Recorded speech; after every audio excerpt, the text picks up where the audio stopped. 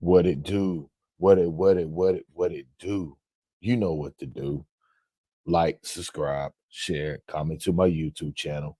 Most definitely hit the bell icon, the notification bell that will alert you. All content that will drop to my YouTube channel. Also hit the thumbs up, the 8K, the like button. YouTube appreciate that. S.L.R Media TV will appreciate that. Also hit the subscribe button. All three helps the channel grow immensely. All three helps the channel get more new viewers, more new subscribers, push it further to the YouTube galaxy. Shout out to all my subscribers. Shout out to my future subscribers. Appreciate everybody that tune in to the content. Appreciate everybody who support the content. Make sure hit the Cash App. And as I say, all proceeds continues to help grow the channel. You see the title. Let's get into it. Let's get into it. Let's get into it. Shout out to my Carolina Panther fans. We in the building. We in the building. What up, Quantum? What's good with you? What up? What up? You know I'm about to drop that fire. Hey, the link is pinned in the chat too, Quantum. If you want to pull up, hit the link. Let's pull up. You know what it is. Tonight, game time. Will Bryce Young play tonight? That's the key question. Will he play tonight? Hey, you know, if Dave Canales really want to quench your thirst, you know, you want to make the Carolina Panther fans happy, shut them up for the next couple of weeks until the regular season start, he'll start Bryce Young a series or two. But as Bryce Young said, preseason is vanilla. Everything's gonna be vanilla, watered down. So what do Bryce Young has to gain playing in the preseason? He played last year. What makes Bryce Young any different from last year? I said it before and I said it again. Preseason means a lot. If preseason didn't mean a lot, they would even have preseason. But for a first-year coach to go out on a limb and say that the team really doesn't need preseason, it's crazy. I'm telling you right now, I can't wait for this season. I can't wait. I can't wait. I promise you I can't wait. Because you know why? I got big shoulders. I got big shoulders for y'all to cry on, woo-hoo about. I'm trying to tell you right now, I have no Kleenexes. I'm not wiping shit.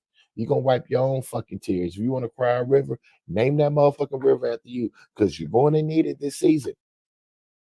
You're going to need it. If anybody was out there, seen the training camp footage between the Jets, the joint practice, I hope you really didn't listen, I hope you didn't put your season in this. I hope and pray you did not get too hype about it. I hope you didn't just get on your favorite podcaster and just listen to everything he say and spill that bullshit out. Because let me tell you this right now. None of that shit that Bryce Young did in the joint practice does not count in the NFL record books. You understand what I'm saying? That shit don't mean nothing. It's not in the stat book. It's not in the regular season book. It don't mean shit. Hell, for all we know, Bryce Young did that last year in training camp. But did that involve to the regular season? I'm telling you right now, Dave Canales is really pissing me the fuck off on the low. I mean, a lot of y'all gonna give him a pass. I'm not giving nobody no more passes. I'm done with passes. I have no more motherfucking passes. And if I did have one, I wouldn't give it to you. We all about business over here. You understand what I'm saying? When you pull up a S.L.R block, we about business. We'll jump off the porch on your ass. We ain't playing no more games. If you feel pity, you feel sorrow, you have any empathy, any desire to give Carolina Panthers any extra passes, take that shit somewhere else and don't pull up on my channel. I don't want to hear that shit. We stand on business over here. Because you know why? We winners. We want to win. That's what we like. We want to win. Our environment is winning.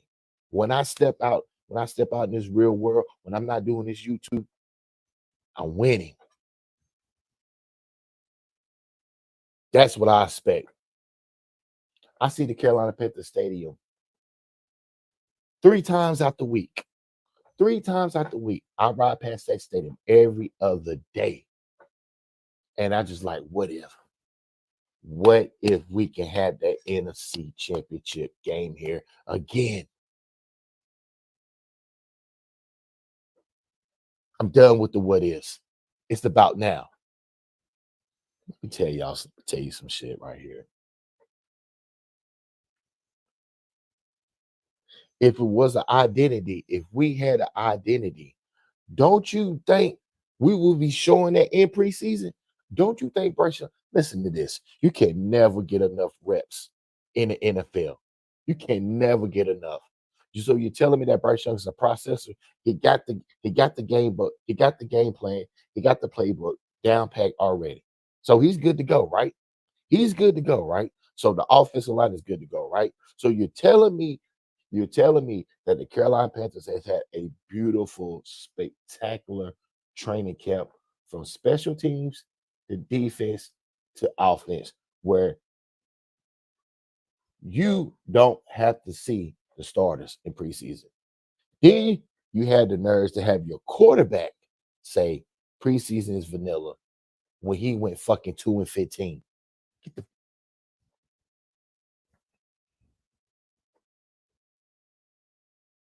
Yo, I be trying to understand shit. I really be trying to understand sometimes how my team operates. But for the mere fact that this team and this head coach is not putting too much on preseason and thinking this offense is ready to go is bullshit. Beyond bullshit. I'm telling you right now, Dave Canales, you're on the hot seat. I got you on the hot seat. You can sit here and play this shit all you want to. I don't give a fuck about your 6-year contract.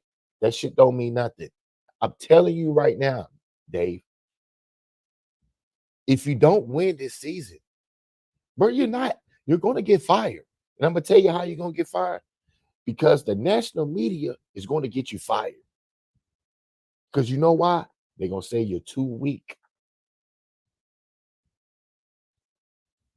This is head over your heels. You're not ready. You took the job too early.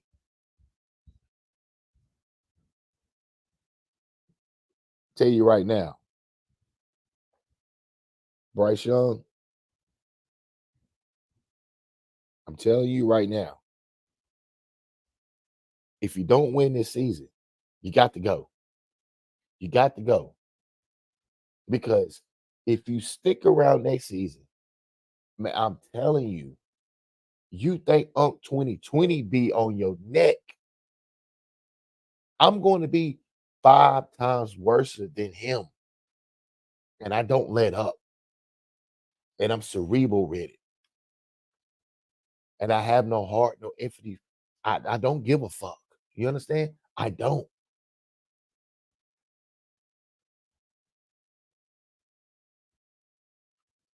Why do we continue to put up with this bullshit?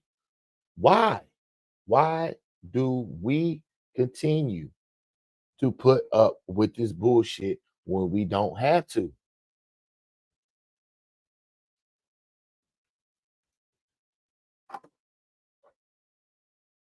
Oh, I'm covering the game tonight.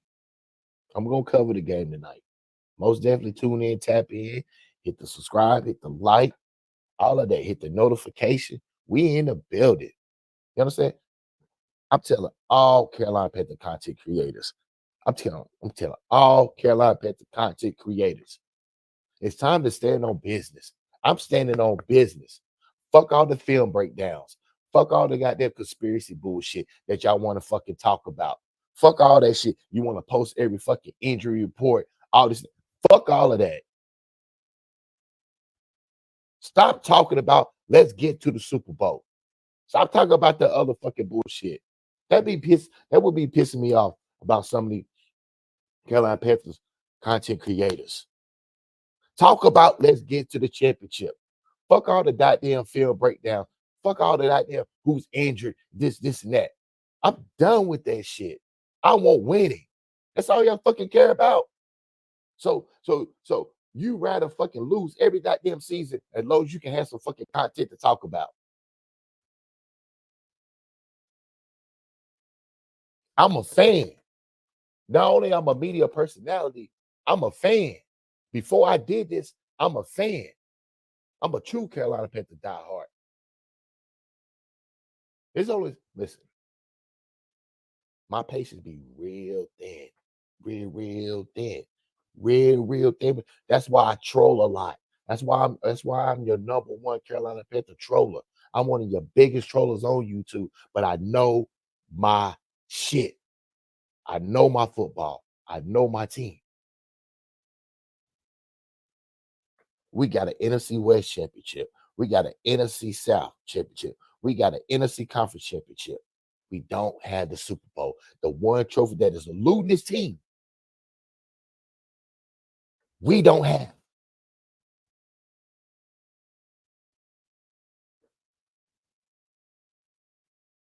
So, I am asking the content creators to stand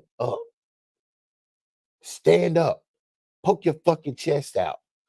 Stop kissing, stop kissing Bryce Young ass. Stop kissing Dave Canales ass. Stop kissing Dale Morgan ass. Stop kissing David Tepper's ass.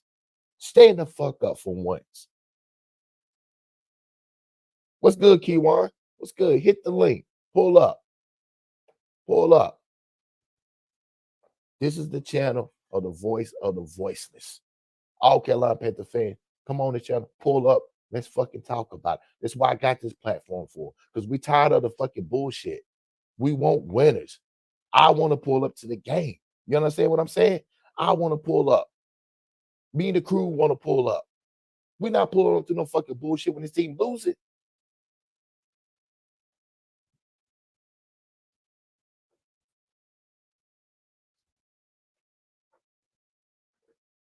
I am.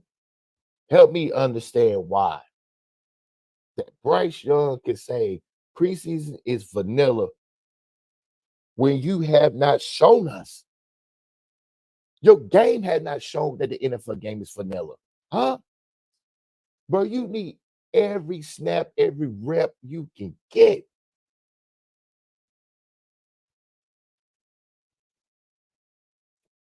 This is it. We're not giving seconds or thirds no more. I'm tired of that. I want to win. Stop lying to us, Dave Canales. You're lying a lot. You're lying a lot. And let me tell you another thing. The Jack Plummer situation. Let me tell you about this shit right here.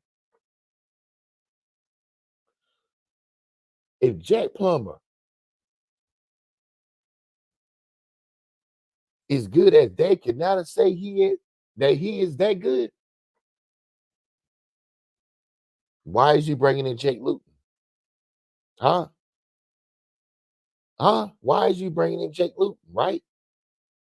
I'm sure that Jack Plummer can handle all 4 quarters in preseason. Right? I'm pretty sure. Right? Huh? I mean, he is your scapegoat. He is your so-called your quarterback that you're developing behind Bryce Young's back. Right?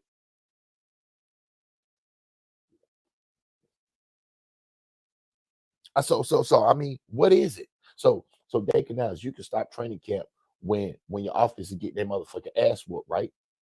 Let me see your offense get their ass whooped in preseason. Let me see the starters get their ass whooped in preseason. You understand what I'm saying? Let me see the 150 M's you put on the fucking front line. Let me see this shit. Man, I can't wait. Man, NFL season, listen, I can't motherfucking wait. I can't wait. I promise you. I listen. I'm telling you now, I'm not going to be nice at all. This ain't on no trolling shit. This gonna be on some real life shit. I'm not fucking playing. I'm in Charlotte. I be in Charlotte fucking 5 days out the week. I see the stadium 3 or 4 times a week. No problem pulling up.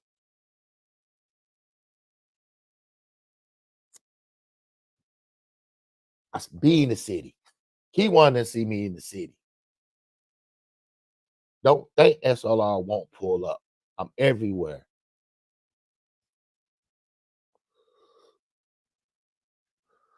Shout out to Chuba Hubbard. Let me tell you something, man. I'm gonna tell y'all this right now.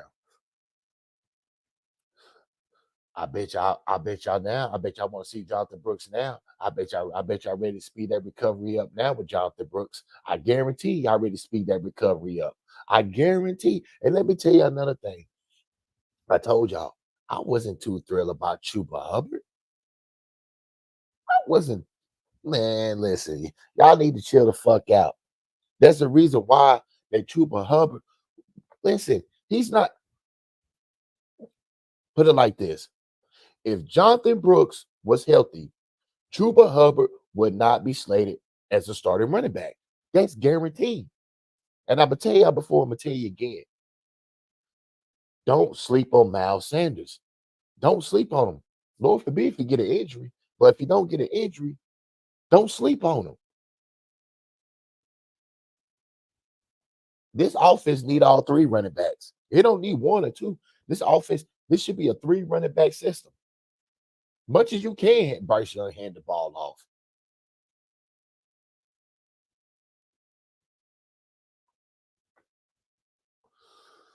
Deontay Johnson, I know you want the bag. I know you want your money. But bro, be patient. He might not even listen. You might not get the bag here, but be patient. Just get through the season and don't get injured. Trust me, you're gonna get the bag. It might not be with the Carolina Panthers, because you probably ain't gonna want to re-sign here after the debacle of the season that we're gonna have. We're gonna fuck around. Listen, we're playing around, teetering around, having the number 1 pick. Whether you like it or not, you might not like it. How I say it, how I'm delivering it. But I would not be surprised if we had the number 1 pick in the draft or a top 5 pick. Huh? How can Bryce Young hang? How can Bryce Young hold his head, poke his chest out if we're in the top 5 again? We just gave away the number 1 pick. Now we're getting another one back. Then trust me, I hear everything. Dan Morgan, I remember what you said. You said you do not like picking in the top 5. Because if you're picking in the top 5, that means you didn't have a good season.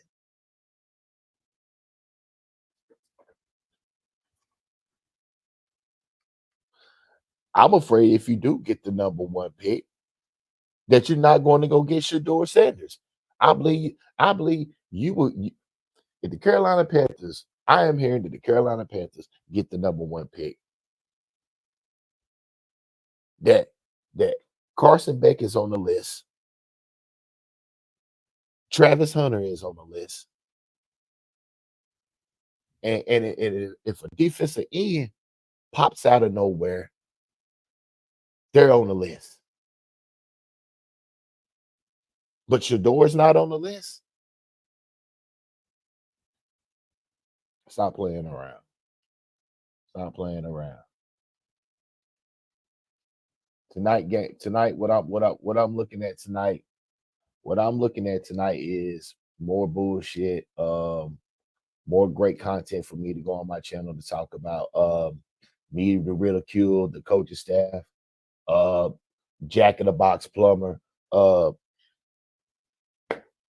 don't see nothing changing. I see a lot. I see the same amount of play action bootlegs again. We got great weather here. We got great weather here in the Carolinas. Great weather. I'm looking at it right now. Great sunny.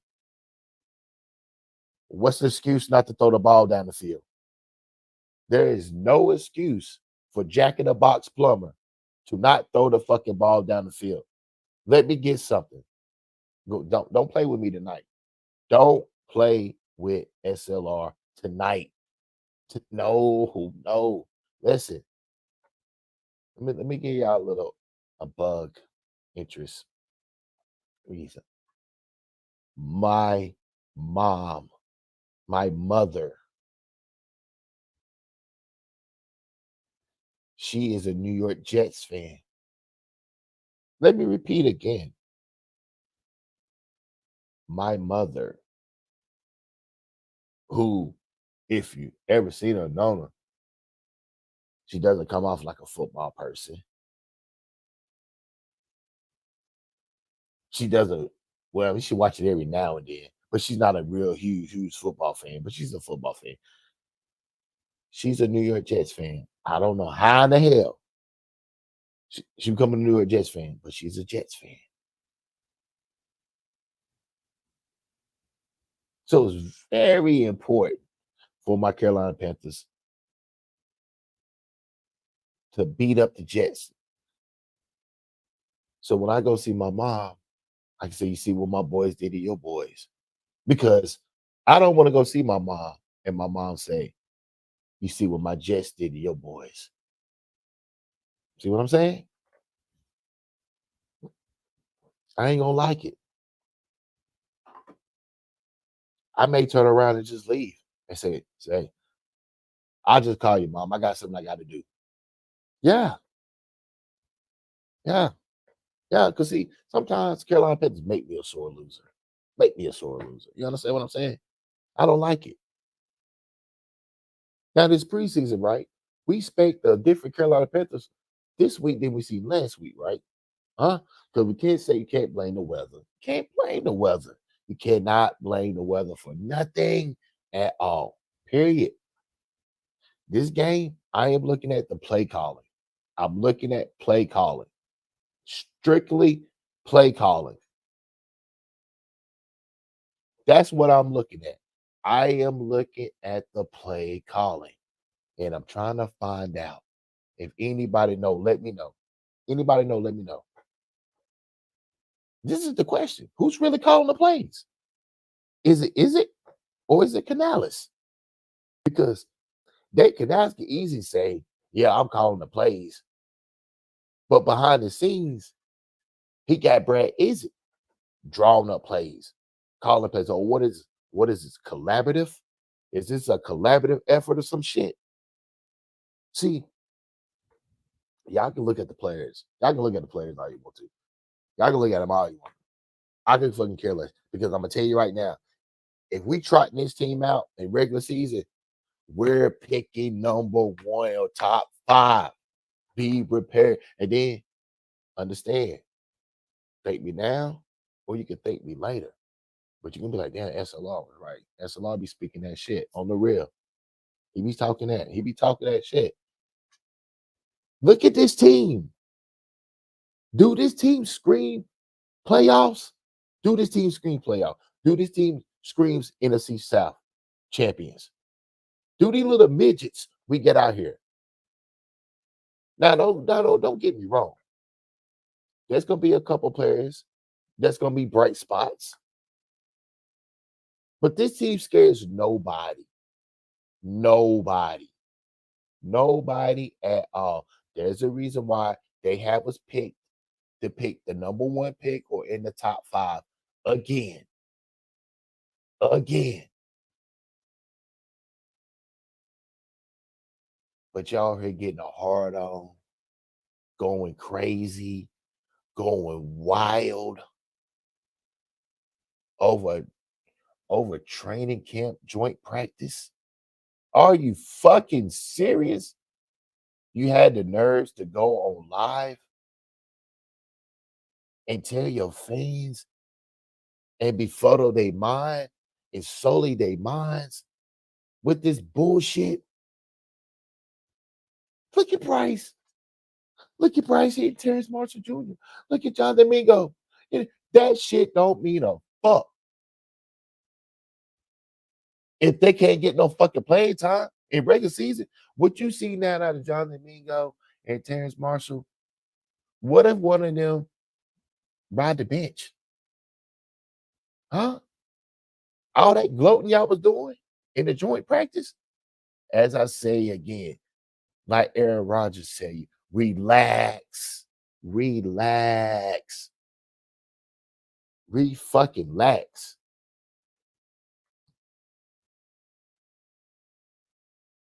Terrence Marshall supposed to have a good training camp. I told y'all Terrence Marshall was gonna have a training camp. I told y'all this shit months ago.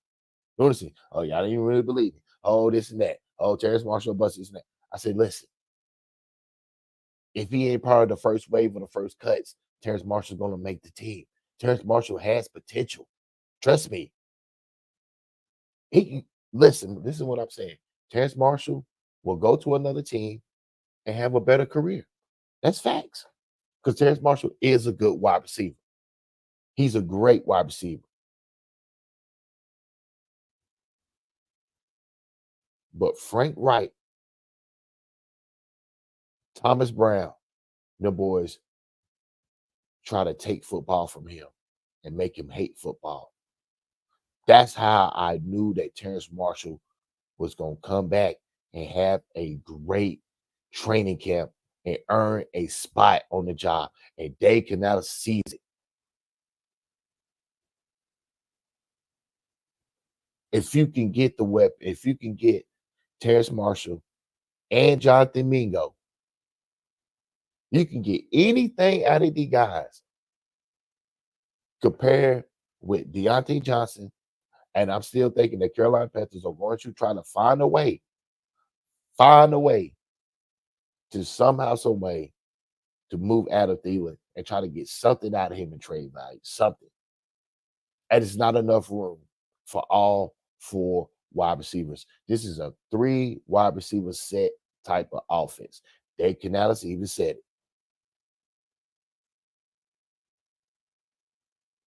But you can get Deontay Johnson, Jonathan Mingo, and Terrence Marshall, 3 young wide receivers. We have a problem. We have a great wide receiver core if Bryce Young can put it together.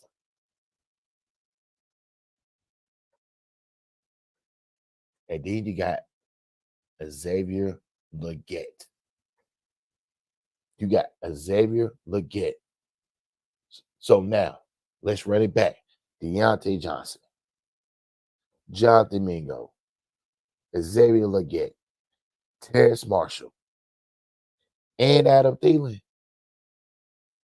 With a healthy Tommy Tremble and Sanders, man, we got weapons.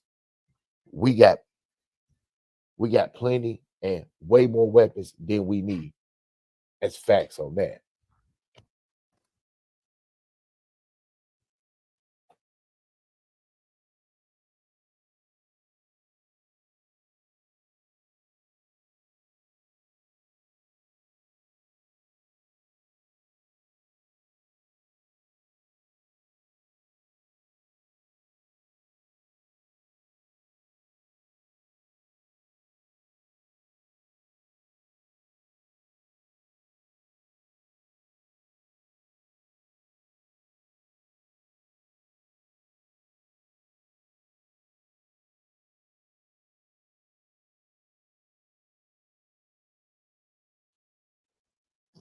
The boys got some big time decisions to make. I don't know. Listen, like I said,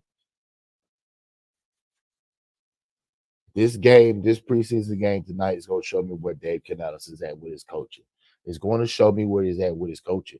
And trust and believe, I'm going to find out who was calling these plays. Is it or is it Dave Canales?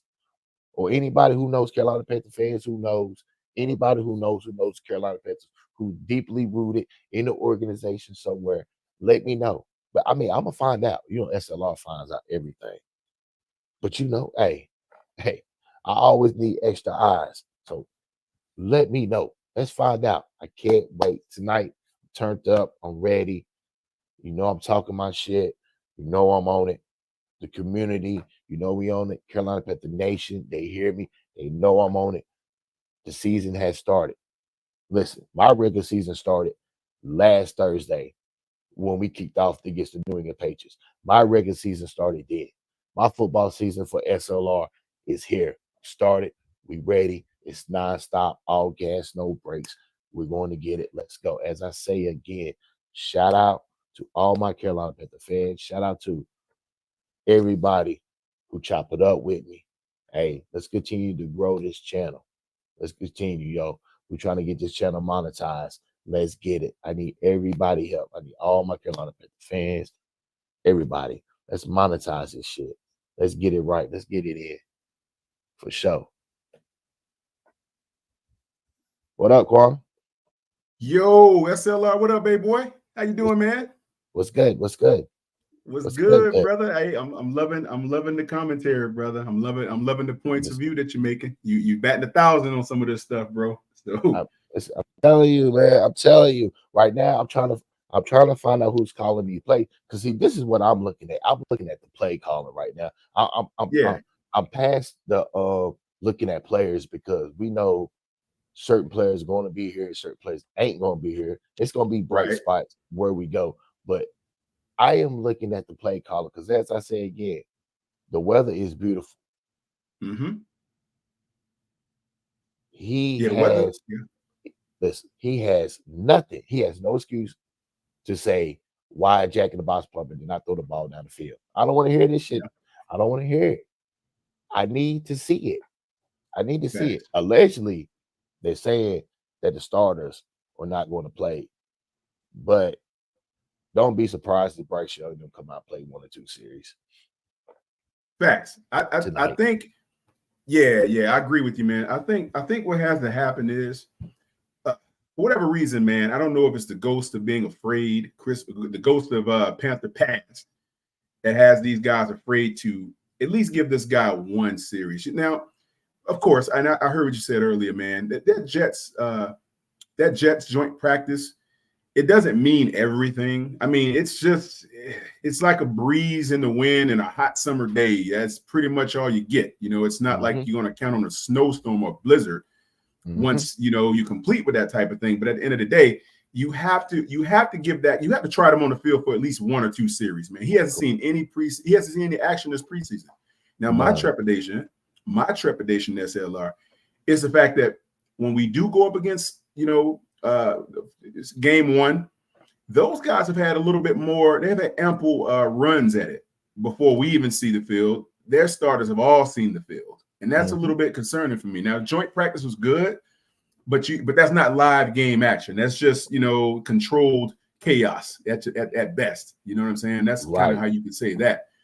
But it doesn't give you the full spectrum as to how Bryce has developed in terms of his preseason or let's say off-season work that was supposed to be geared towards helping him to get to a place that we can appreciate when the season actually does start. We ain't gonna be able to see that. So in that comment, and let me address this too, the comment that he made, I wish you wouldn't have said that, man. I was on Unk's channel saying the same thing. He made my life much more difficult. I'm trying to defend this guy. I'm out here taking these shots, bullets for him. Yeah, I'm like one of Joe Biden or Trump's Secret Servicemen taking these shots for this dude. Right. But you got to stay in the pocket, man. You got to stay within the line. You can't color outside the lines, man, making statements like that, because you're going to get some quarterbacks out there with some experience. They're going to say, hold up, brother. you know better than us. If we got to go out on the field, it's not so vanilla. You can't be publicizing those type of comments, man, because people are going to take that the wrong way. And I hate to say it, if he does see action, and I don't want to say this, I do not, but I will. If he does see any action, there may be a defensive lineman out there that heard that may say, all right, we'll see how vanilla it is. Oh, yeah. Blindside you or something. See, that's what I'm a little bit worried about. So these guys, they have less respect for him because of, statements like that. And then the fact that he was supposed to be the first overall pick and all this stuff. And, they're going to find a way to welcome him to the NFL the right way. And I think that's what's going to happen to him if he watch his mouth a little bit. Yeah. And see, this is the part of they're showing other people in the organization. They may be trying to show us like we're behind Bryce Young. We're 100% behind Bryce Young, him saying that, because what gives him the right to say something like that? You coming off 2-15. You didn't even throw not even 3,500 yards at all. And before then, allegedly, he wasn't looking good in training camp. Then all of a sudden, miraculously, joint practice come. He has a great joint practice. Now he says vanilla. Get the fuck out of here. That's the problem, S.L.R. See, I mean, he ain't been killing anybody in training camp. I mean, he's at like Dave Canella said, he looked good, but not great. I went to a number of his practices this year, and I saw a lot of things that I liked, but it was against our own team, so you can't really glorify that so much. And then you look at the fact that the Jets come in and he really starts to turn it on a little bit. I don't know why he said that, man. I just don't understand the comment, the reasoning for making that kind of comment. It just cast. Look at last year. Okay, he struggled mightily, right? Couldn't, I don't know if it's reading defenses or coverages very well, or just not trusting his arm strength enough to make certain throws he should have made. Right. But you need the preseason to highlight in order to highlight the growth so we can see it. It's not so much for him, it's for us. Yep. We need to be able to see that growth. And he should have said, okay, I'm going to make a comment like that. You have to come out in at least one series and show us why you believe this, or why that's the accurate assessment. You know what I'm saying? Right. And see, this is the problem that I'm having, because somewhere in between there's a lie, and I'm trying to find it, because if you're not going to let the starters play, that means you're still trying to figure out the playbook. You're still trying to be collaborative with Bryce Young. That means you're still trying to be collaborative with Brad Isaac. That means either Dave is calling the plays or Isaac is calling the plays. Who is it? Because there's no way in today's NFL, a head coach cannot spend that much time with a quarterback no more, because we expect our head coaches to control the whole team. I need your eyes into each room. Facts. I don't want to see my head coach married to the quarterback. Facts. That would be like, let's say, for instance, and I really agree with that. That's almost as if, let's say, for instance, you had a defensive-minded coach. He's spending time around Derek Brown. See, I think he spent so much time developing quarterbacks and being in that room with I think he's going to have to learn.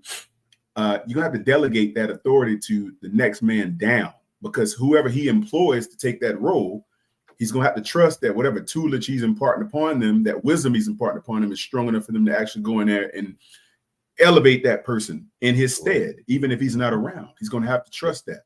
Like you say, trust the process. That's the key slogan all season. Trust the process. That's all. I heard you saying that, man. That was so funny. I'm banging that drum all. Oh, you say trust the process. That's so funny you said that, man. But you're right. That's all we got.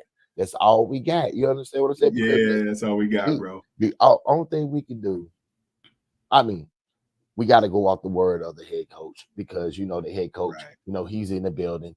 He sees what's going on, but Yeah. we also see what's going on, and we already know with the quarterback we have is trust the process. Yeah. And my thing is where I believe that Dad Canales doesn't have enough resources, and is not going to find enough resources to pull everything out you need in Bryce Young. Hey, I'm not gonna lie. If Bryce Young was 6'1", 6'2", I'd be like, shit, give him another season. I'll be beating the drum. I'll be taking more bullets than you. Trust me, I'll be taking more bullets than you. But when you got a quarterback is 5'10", does not have an arm like Kyler Murray, not fast like Michael Vick, does not process the game fast enough like an Aaron Rodgers or a Patrick Mahomes, we're going to have a problem. And my thing is, I don't want a system quarterback, because sometimes I may need my quarterback to break the system. Sure. I have to agree with that. I don't want a system guy either, man. System guys break down when the system breaks down. Thank you. If the system goes kaput, your quarterback kind of goes with it. He stays on the ship. He can't get out of his own way, if that makes any sense. It can't and won't. And he won't get out of his own way. Do you think Bryce is a system quarterback, brother? Is that what you think? Yep, he was a system at Alabama, and see, that's the scary part. See, I go back to the Alabama days. Okay, now quarterbacks in Alabama, and it's a proven track record. Under Nick Saban, they have not been that successful in the NFL. Now he can get you be a first round, a top 10, a top 5, or a number 1 pick. But does it translate once it gets in the NFL? No, it doesn't, because he runs a system. And not only that, he has 3, 4, 5-star recruits all day, every day. And what's the key slogan is? Don't crash the car. It's the keys to the car. Don't crash it. That's it. I get what you're saying. So when Bryce is there at Alabama, it's you don't see superstars everywhere. Everybody's going to the league. And then what they call Alabama little NFL. So when he does not practice. He does not practice on his fundamentals. That's what's going to get him into the NFL. So now, once he get in the NFL, now he's practicing his fundamentals. We don't need that. We don't need that because we're not a team that's coming out the playoffs or the Super Bowl. We don't have championship material built around him. We need a guy who's going to come in, hit the ground running. And this is the problem that we're having right now, because we're training him all over again to be an NFL quarterback. What you think about that? You know what? 2 points that I want to address. The first one you said, the only way a system quarterback will survive coming from a system like a Nick Saban, he has to actually be dropped into a similar situation in the NFL for that to be sufficient, right? So in order for him to implement a systems approach like he experienced in Alabama, he's going to have to be in an environment like that in the NFL for it to be effective, right? You understand what I'm saying? Now, whether I think he's going to have to redevelop his skill set to become or try to become something greater than what he is, I think so from what I can see, right, they've been tinkering with his mechanics a little bit. Now I know very well how mechanics of the human body works. You can't tinker with it but so much before it throws something else out of whack. You kind of have to build a progression with muscle memory. It takes time to develop. And I don't know if he's had the time. I can't say that he has. I'm going to say he hasn't had enough time to develop adequate enough muscle memory so that he can sharpen what skills they're trying to pull out of him, what they're trying to extract from him. Those skills, man, are paltry. Let's say, for instance, let's look at it this way.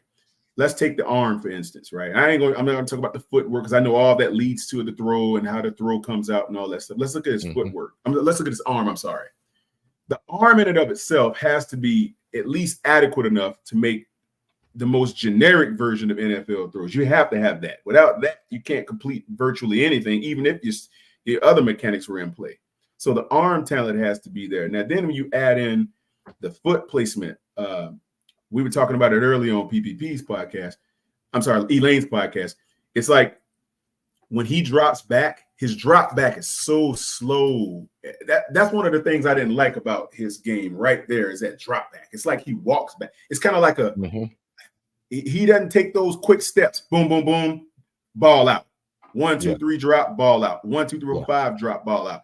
He kind of takes these little haphazard, like these little steps. And he stands there like as if the NFL is the same as Alabama. It's like, no, brother, you're going to have to see. That's where I think that little that usher effect happened when they ushered him into the league with kid gloves, and I think that's what he thought he was getting into the same type of environment. But anybody with common sense would know the NFL is totally different. Even the worst NFL team is better than most of the college teams. And so it's going to be, you can't come in with that mentality like, oh, I can just do this that I did at Alabama and I can beat you on just, no, it's a totally different level. So I'm going to agree with you in the sense that I don't think that they could quickly revamp or resharpen or even shape any physical tools or whatever have you. That's going to have to, it's going to take a full season or two to develop that stuff, man. Because you got to work that out of your muscle memory. You know? Yeah, that's true. And that's true. And see, that's what I believe. You can look at it. You can look at it with Tua. You can look at it with Mac Jones. You can look at it with a lot of quarterbacks that came under Nick Saban. When they come into the league, they do not hit the ground running. You got to damn near reprogram them. You got to show them the way. And I know them NFL coaches are like, what the fuck was y'all doing in Alabama? What the fuck was y'all doing? Didn't Justin Hurts? Your boy Hurts, Jalen Hurts played for him too. Same thing, right? Same thing. Same thing. Because he didn't light anybody up the first season that I can remember. No, Jalen Hurts didn't become Jalen Hurts until he got into the pros and got real coaching. Right. Very true. Very true. Yeah. That I think that Nick Saban brand of football, man, it basically puts you in a glass box, like a display for quarterbacks. Right. That's what I'm saying. That Nick Saban quarterback. Right. Like when you under Nick Saban, quarterbacks, they when you this is my thing. When quarterbacks go to Alabama, you're gonna get the best training for us, combine wise. Interviews, all of that. You're going to get that. That's how them quarterbacks go from something to nothing. That's good. Even Bryce Young wowed them by the way he taught. He was programmed and trained at Alabama. Media training. Media training. Got him the number one pick. Just like that at 5'10". Just like that. Now, knowing damn well in today's NFL, most owners is not going to pick a 5'10" quarterback. Yeah. This is not going to happen. That's a fact. I mean, Kyler Murray's supposed to have been the last, but hopefully Bryce Young is the last because anything under Bryce Young is 5'9". What the fuck is now? Yeah. I mean, come on. That ain't gonna work. So, hey, let me ask you something, S.L.R. Now, because I believe I know what you're going to say, but I'm going to ask you anyway. Where do you making too much sense here, brother? All right. If Bryce wouldn't have went first overall everybody's been saying lately, David Tepper was, fooled or coaxed or whatever into this pick. Where do you think he wouldn't have went number one? Even Howard said it. Howard said, the Houston Texans wouldn't have picked him either. Where do you think he would have went in that draft exactly if he wouldn't have been first overall by David Tepper? All right. This from what I seen, from what I was told was that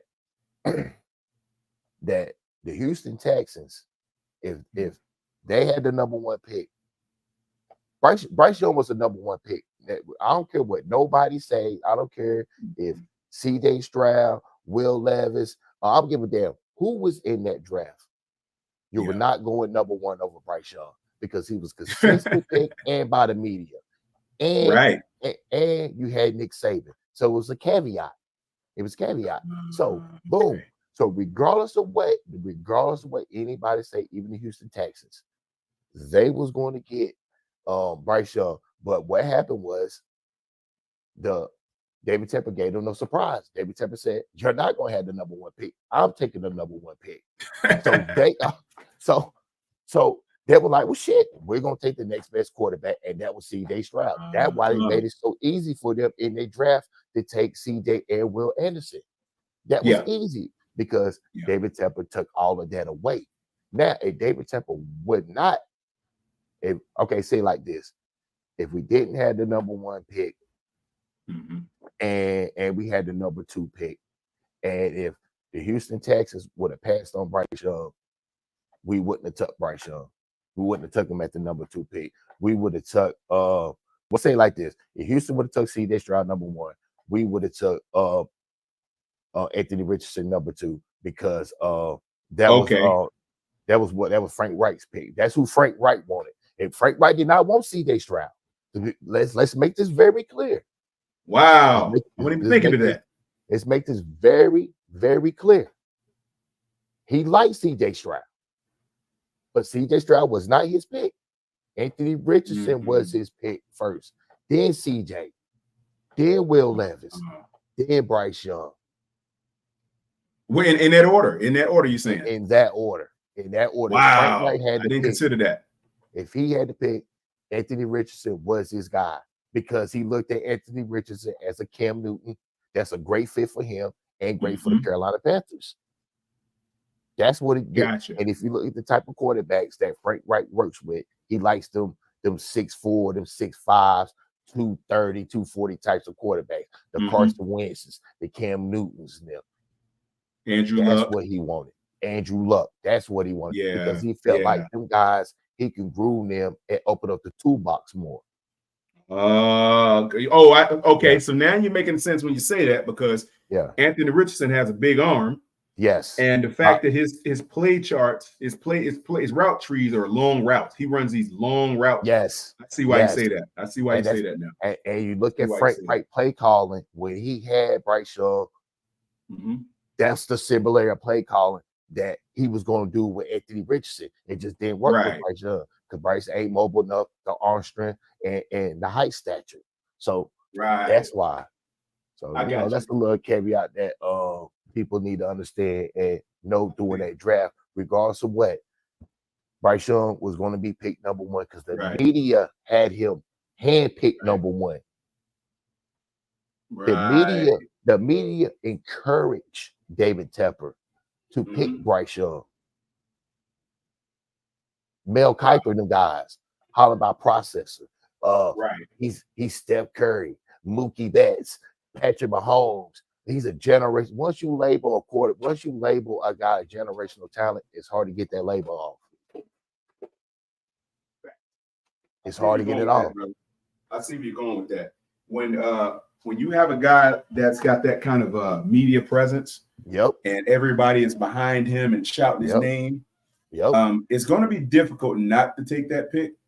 I see why you say that, but so in essence, then if he, so you have basically I don't know if I should say it this way. You merely have an in-house power struggle, so to speak, almost. That's what I think. Erupted. So you have a David Tepper who's like, I'm the owner of this team. I want that guy. I hired you to take who I want you to take. He wanted Bryce Young. Him and Scott Fitterer was scouting Bryce Young. And Bryce Young, either freshman or sophomore season, him and Scott Fitterer was out there scouting Bryce Young, going to the games and everything. I heard about that. I heard some stories about that. Yeah, behind the scenes. Behind the scenes. And then on the other hand, you have Frank Reich. Like, look, man, you're forcing me to run a race with one leg. It's like I want to run the race the way that I know how to run it, but you're forcing me to do it with one leg now. You've taken basically one leg. Right. My philosophy involves deep down the field passes, and you're going to force me to take this guy. That's going to ridiculously limit my ability to expose what I can inside of my own playbook. So I see where you're coming from when you say that. I didn't even think of it that way because I didn't even realize that Frank Reich thought that Anthony Richardson was the pick. And you know what's kind of funny? You know what's funny about that? the team that unceremoniously jettisoned him from the team, if he would have stayed there, he would have got his wish. Isn't that crazy? Yep, he most definitely would have got his wish. Most definitely would have got his. Most definitely. That is insane. That most is definitely insane. Got his wish. But wow, he apparently okay. This how crazy the situation was with David Tepper, Scott Fitterer, Dan Morgan, and Frank Wright. Okay, so let's build a scenario towards Bryce Young getting picked number one. They go out and scout Bryce Young. That was Scott Fitterer. That was Scott Fitterer number one job to do, to get the most info you can on Bryce Young. Yeah. Scott goes out there and goes scout all this and that. Alabama's winning. Scott Fitterer's cool by y'all with Nick Saban. All of a sudden now Nick Saban is cool with David Tepper. David Tepper's able to call Nick Saban.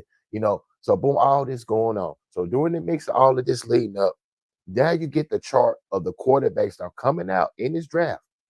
Right. Bryce Young, C.J. Stroud, Anthony Richardson, Will Levis. Okay, boom. You know who the guys are coming out. So boom, Bryce Young goes into his junior season. He came out of junior season, right? So boom, Bryce has a good season. Why is David Tepper sending scouts out to scout Bryce Young during the game? And David Tepper, allegedly, was at the bowl game Bryce Young and them played in. For real, he was there. Bro, yes, legend. This is what was going on. This is what heard. This is what the cahoots was going on. This was okay. This is what leads up to the scout combine. This is what leads up to the scouting combine. All right, boom. He meets Bryce there. He meets Bryce. Everything was like he told Bryce Young, do what you got to do. Don't go hard. Put enough information out there. Don't get injured. You're our guy. Right. You had nothing to worry about. You don't have to do all this measurements, all this other shit. Just go there, shake hands. Right. Do what you got to do and be out. Right.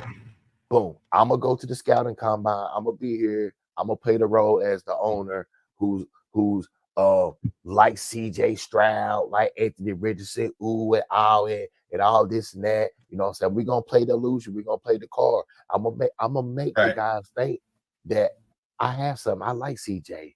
CJ may go number one. That's the reason why you seen who's the guy who got fired talking about gave him that talking about we're gonna be able to play golf in Charlotte. Your boy from last year. The blind guy. Yeah. What's his name? I can't remember his name. Damn, I forgot his name. It'll come back to me though. So yeah. It was alleged to believe that C.J. Stroud, McCown. Yeah, Josh McCown. Yeah. C.J. Stroud had the momentum going in the scouting combine, leaving out the scouting combine. Because you didn't see nothing for Bryce. Bryce didn't throw. Bryce didn't see everything. It was the C.J. Stroud, Anthony Richardson show. So true. In between that, they thought that C.J. Stroud was going to be the guy. But knowing the whole time in the upper management that it was Bryce Young the whole time, even Bryce Young knew at the scouting combine he was the number one pick. Right. But you're going to send these guys out to private workouts and pro days to watch their quarterbacks, and you wasn't gonna pick them. Yeah, that's kind of crazy. You ain't got the lie, Craig. You ain't got the lie, Craig. You the richest owner in the fucking league. You the richest owner in the league. If you want Bryce Young, just say you want Bryce Young. Say you want Bryce Young, right? That's it. Wow. Good point.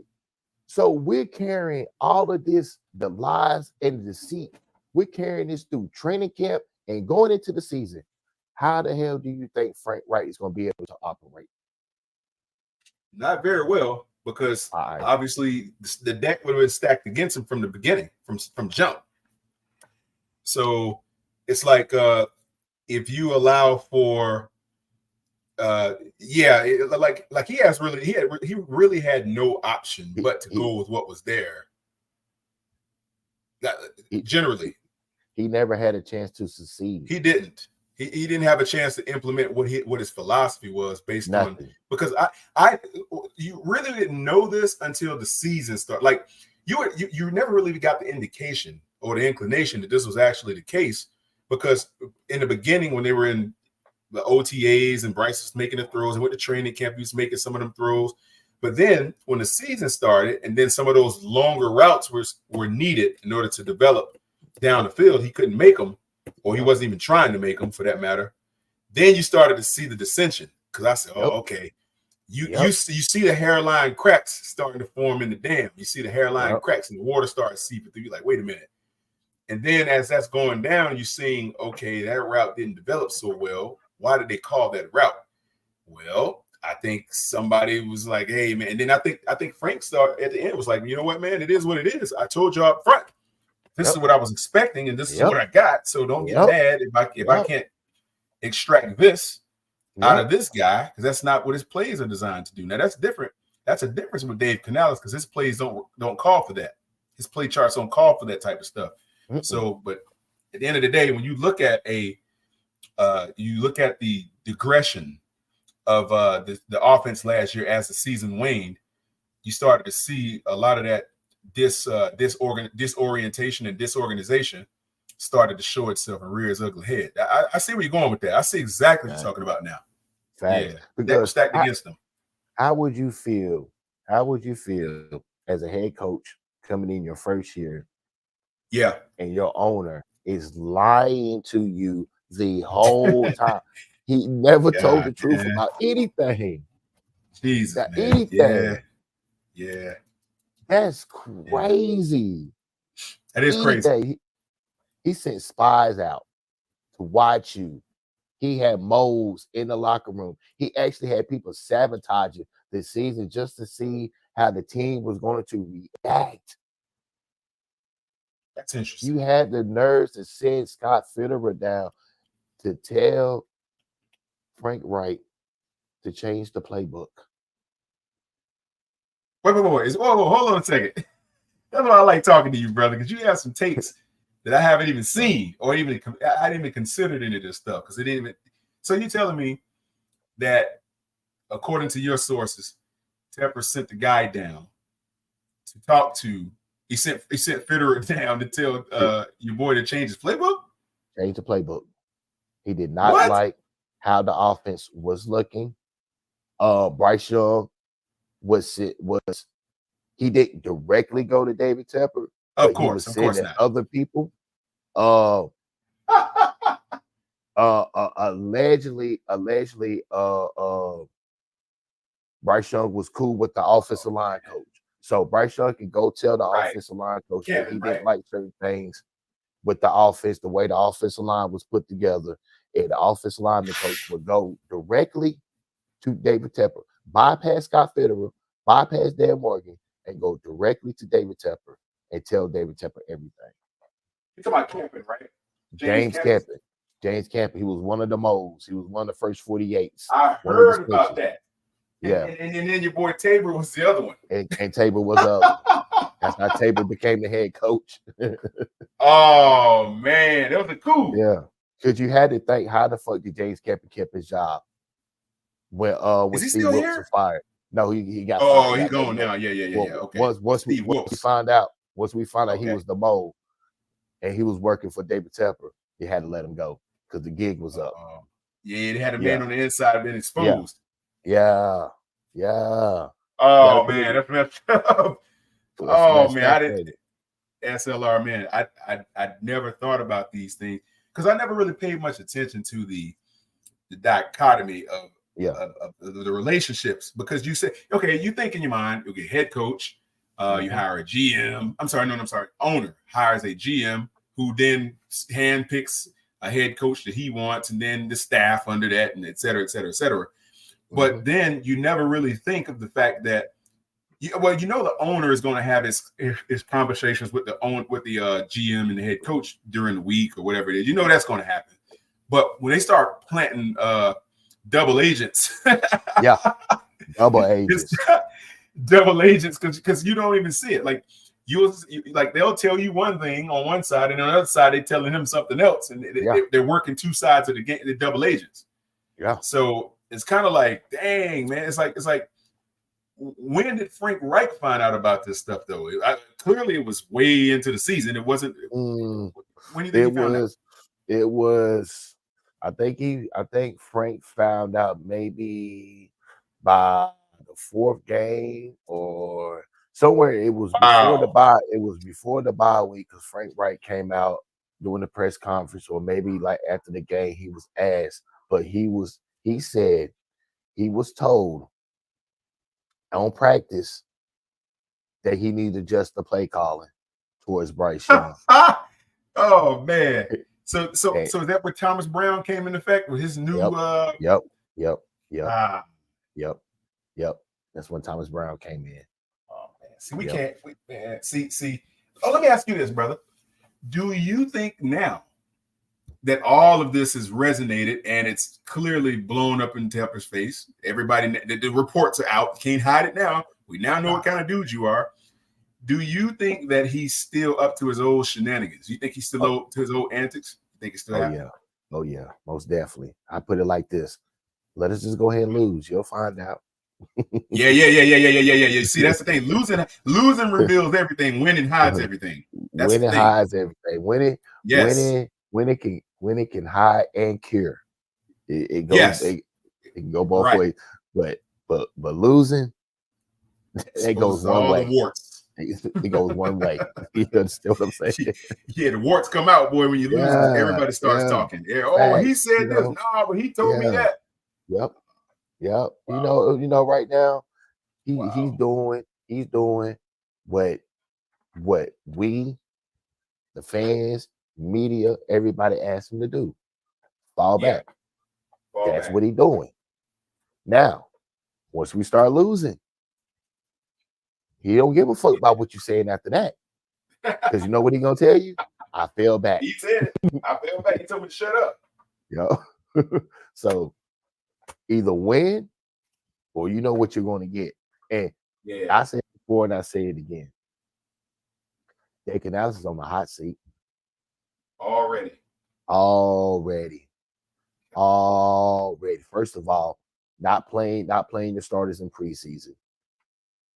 That's gonna be one of your many mistakes. Second of all, you not having a identity. So you're telling us you're gonna go in the season try to find an identity? Man, get the fuck out of here. No. You can't do that. Now you got to know this prior to game one, because if you don't, you're going to be exposed early if you don't have an identity coming out, man. Do you think that had something to do with the fact that now see that's that had him making the guys run at practice the other day, not playing people, not putting them on the field to be productive. This is what caused that, which was a mistake. What'd you say? That's right. It was a mistake. And this is my thing is I understand now. Now this is the problem that we're having. Yeah, I don't think a lot of people understand the method of what Dave Canales, Brett Tillis, and Dan Morgan are doing as organization-wide as a roster. What we're having right now, and I may troll a lot on certain shit, but I know what I be talking about. We got a very small team. I mean, from offensive side, we're small. On defensive side, we're small. We have a lot of contracts, a lot of guys that probably wouldn't even make it on any NFL team. But the amount of money that we gave out, where we at in the dead cap situation, this is the hand that we dealt with. So we're going to be playing a lot of undrafted guys, a lot of guys who you don't know, fucking Claude Wade Smiths, all these type of weird ass names. We're going to have that.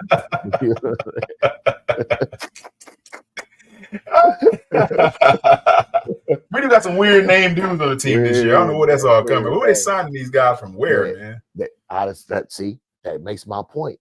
These are the names that we're going to get all during the season. You go back, who the hell? Who is this? Who is this? This is what we have to do to to get off under the cap where in 2025 and 26 we can be a major player in getting certain players. But you can have the most money to spend in free agency. If you don't win, your money don't mean shit. True. Your money don't mean nothing. Your money's not attractive. Nope. If you're not successful, you're not attractive. Right. So it ain't like Gucci said. Money don't make you handsome in this case. Money don't make you handsome in this case. Shit, no. They turning you down. Hey, they don't even want the money, man. They don't even want the bread. They talk about I'm good. They don't want the bread. Hey, you know something, brother? Oh, so go ahead. Go ahead. No, I just wanted to say, you know how now this has actually got to be the realest thing I've heard in a long time when it comes to Panther football. That's why I enjoy talking to you, brother. You got very interesting takes, make you think. Yeah. See, this is the reports and what I'm seeing in Houston, because they saying Houston in one season, is now a free agent destination all of a sudden. Right? You got Stephon Diggs ran down there, a couple other guys ran down there, signed. And it's because the team is they're allowing the personnel to truly develop the talent, and they're allowing them to make the personnel decisions that are needed in order to advance the team. Even though that Bob McNair, nobody really liked him prior to last season. He was like, nobody wanted to go there. And I don't know when he must have had Uncle Scrooge must have visited him in his sleep or something and said, look, man, too many. He was drinking too much of that Bill Belichick tea. Must have been because it wasn't working. Getting too many New England Patriots down there. That's what it was. Who do you have? Was it Bill O'Brien? Was it? No, he had them all. Shit, if he had all of them. He did have them all. Dude had a whole done Patriot squad down there. Yeah, New England, Texas. Yeah, New England, Texas. Just like we got the Buffalo Panthers. Same difference. Yep. You know, it's going to be funny now that you got DeMeco Ryans down there showing, African American coaches how to get it done in his first season. Very successful his first season out. You can't take nothing away from DeMeco Ryans, man. Even though I hate to admit it. Oh my goodness, but we had DeMeco, and see, I do too, bro. See, now you don't open up a wound. You don't open up one of the wounds. I thought it was healing up, but now you make it to the I open up the wound. My bad, man. I'm about to put some more peroxide of alcohol on that motherfucker. Let it dry. Yeah, man. My bad, bro. I ain't mean to do it to you, man. I'm just thinking out loud, bro. We could have had DeMeco. We could have had DeMeco. Yeah, we could have had it. It's the problem. Yeah. That no offense to Dave Canales, no offense to Dave Canales, no offense to my Hispanics. I like Hispanics. All those Hispanics, Puerto Ricans subscribe to my channel, but we need a black man. I'm not a racist, but of course not. In certain cities, in certain organizations, right? You need that black man. Steve Wilkes was that guy. Oh my God! Now you're opening my wound. He was that guy. He was that guy. Man. But now I think about it, I don't want no black man to work under David Suge Knight Tepper under these conditions. No, I don't want it should come out, but I don't want that. I don't want that. I don't want that. I don't want that stain. You understand? Because like Dave Canales can probably get fired. And Dave Canales he'll probably get a couple more head coaching interviews. He may probably end up as an offensive coordinator or something. But it's not that simple for a black man. Ask Steve Wilkes. It's not, man. A lot of good coaches got. Okay, here's a good example. What's my name? What's my guy's name? Bieniemy he wouldn't even get hired for. He was really Eric Bieniemy. He was good, and no one gave him. He hadn't been a head coach yet, right? Yeah, but the reason why he didn't get a head coach job because players don't like him. Is that right? He got a mouth, bro. You are black. Realize that.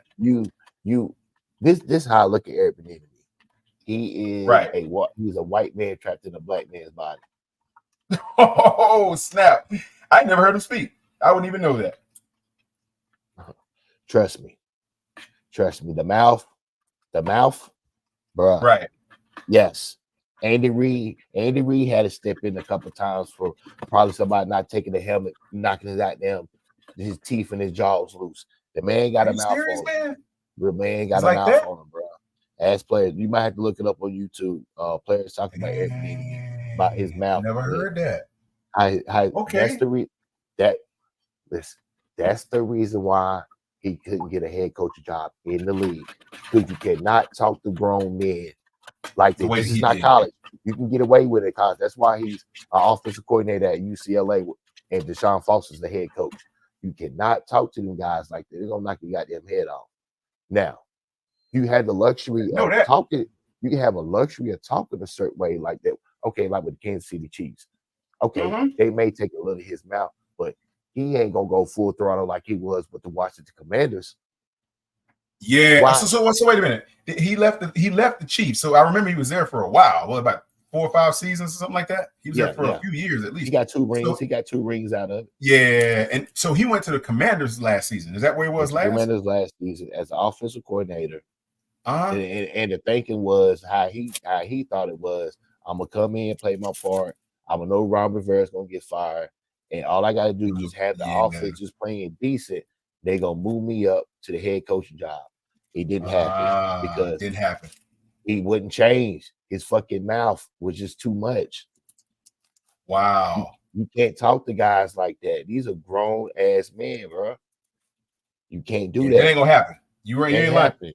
It ain't happening. You're not going to be able to come in there, and you know what? That's an ego thing, brother. When you can't basically connect with people and establish a basis, and then just kind of work that through, and you got to be just completely just pounding dudes.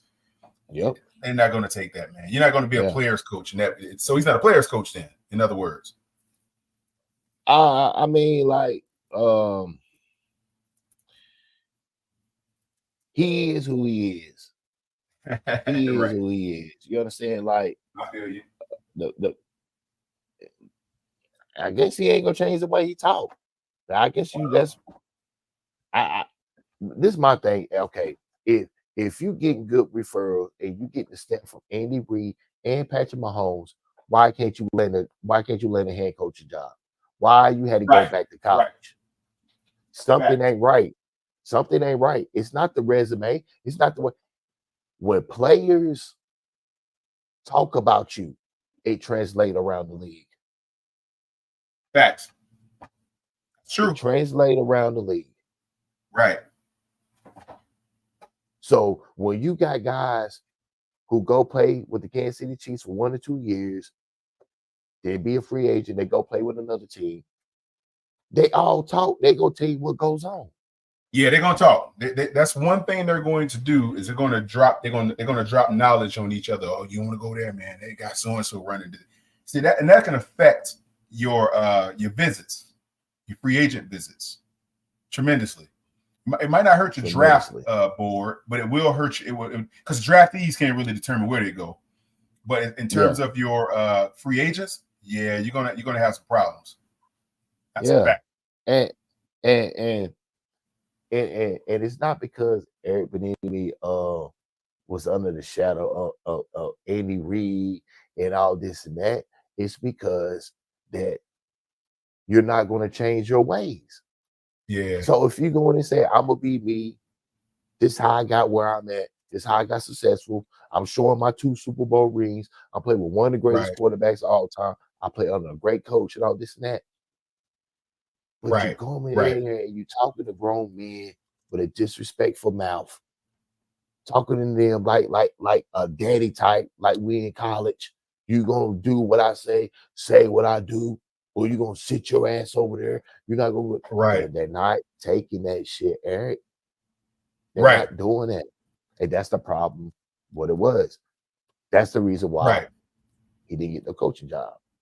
On real. So I can see that's probably why they. I'm sorry. Go ahead, brother. I'm gonna cut you off. Now I was saying, Justin Bryan said, "What's up, y'all? Wondering when they're going to announce who's playing." Shit, hell, they announced that during the week who's playing. Jack in the Box Plumber and the rest of the reserves. Shit, the rest of the co-workers. who's supposed to be coming in to The clock in workers. tonight. Shit. Yeah, they The gotta ground serve crew. that food. Damn right.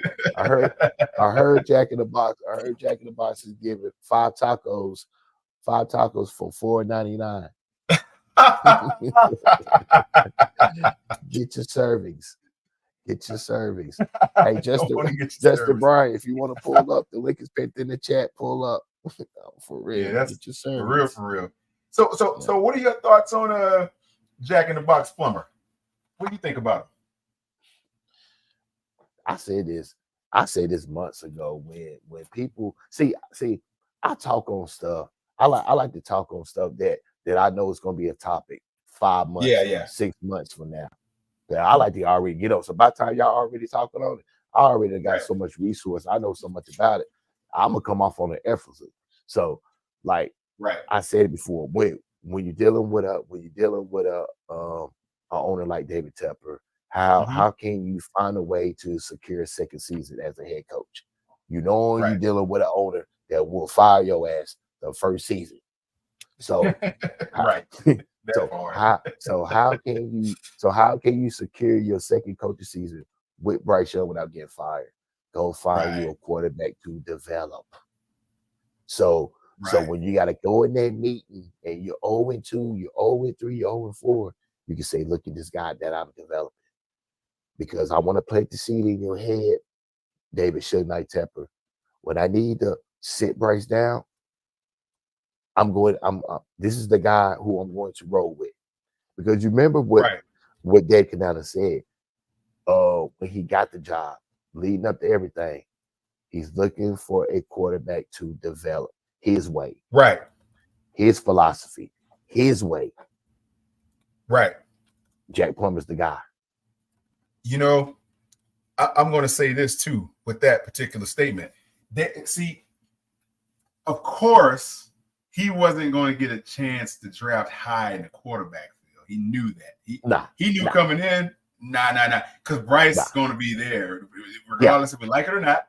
So he knew he wasn't going to be able to draft the quarterback. So what did he do? Next best thing he found he went to the undrafted free agent market and he picked up a guy that he could stash on the bottom of the depth chart.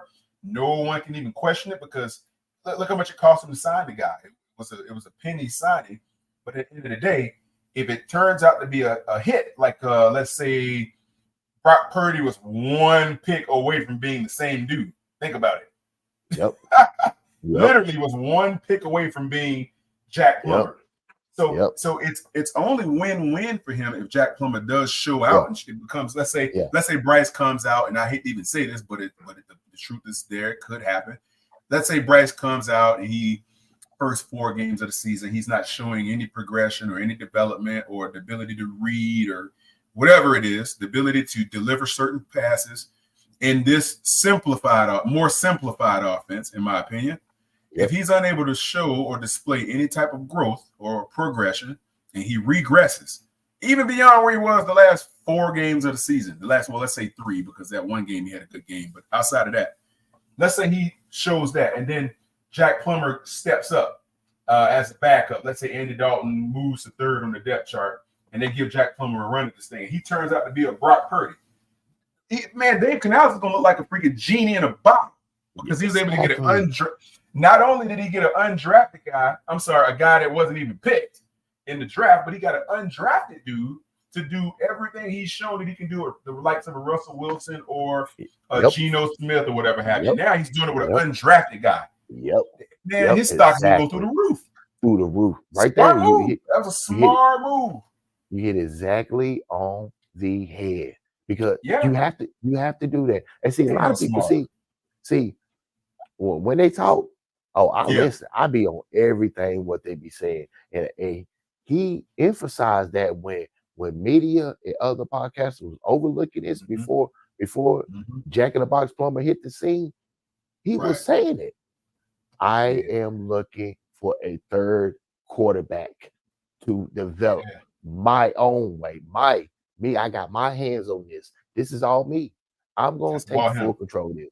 Not Bryce, because I can't take full control. Only thing I can do is make Bryce better, tweak certain things. That was smart. Exactly. So God, was smart. Very smart. So when he go in that office with David Tepper looking mad, red in the face, looking like a soft red crab, mad, steaming. God damn, he got that Casamigos bottle on the table. He already got them breath smelling like meat Casamigos. And this is what Dave Canales gonna tell him. This is gonna be his key word. Develop. That's it right there. That's it. That's He's it. already. That's the key word. Look. He's already see. Dave Canales is smarter than people think he is, man. Yeah. Hey, I call him Dave the Rabbit Foot Canales. That he's the luckiest man in the NFL. I'm telling this dude is so lucky, man. I studied this dude's his plight to becoming an NFL. Well, let's say this: his plight to becoming an NFL employee of any team. Yeah. It's crazy how he got there. I've never seen anything quite like that, but he did. That's why he's lucky. Now, the fact that he was smart enough to say, you know what? I know Tepper's not going to allow me to pick very high in the next, at least if he happens to be the coach the next 4 years. Yeah. He's not going to be able to select another quarterback that high unless Bryce just totally bombs out this season and maybe his next season. But that can result in him getting fired as well because he's supposed to be the quarterback whisperer. So if he doesn't develop Bryce or show the knack to do what he's already done with the last two guys he's worked with, that might result in him getting terminated. But he was smart enough to say, you know what? Like you just said, you so eloquently put it. He was smart enough to go out there and find a guy with his own part of the scouting department. So let's go find another dude that we can groom with my system, my own pick. Yep. Okay. He selected that dude, and he selected a dude with the two. Because look. Here's the thing. He could have realistically told Dan Morgan, you know what, man? Bryce looks good. I like him, but we're gonna need an insurance policy. Why don't we give Joe Milton a look? Yep. In the fourth round. Yep. But see, but see, that goes back to my theory about the Joe Milton situation. Yes. The reason why he didn't do Joe Milton, because see, when you say Joe Milton, yes, Bryce Young gonna turn around. Where is he at? I know. Where is he at? Yeah. I heard about him. I heard he can throw the ball 80 yards. Where he at? Right. See, when you bring in Jack Plummer, he said, I don't need a plumber. My stuff is fixed. My swimming pool is fixed. My sink's fixed. What plumber are y'all talking about? Facts. Huh? Facts. Is the toilets clogged up in the bathroom? Right. He got to be watching over his shoulder. That's what it is. Exactly. Oh man, that man, you genius, brother. When you bring in a talent like Joe Milton, if Joe Milton really other than the injuries, really was had the playbook, was smart enough. If he had Caleb Williams trait, he'd be the number one pick. He wouldn't have been in that game. Pick. You saw him in that game, right? In the game we played last week. And you see how who is this freaking dude? Thank you. See, that's the problem. You can't bring Joe Milton in because there's controversy. People like me, the media, we're gonna blow this shit up. Bryce gonna hear about it. And he's gonna go to the office. He gonna be, y'all trying to take my job? Right.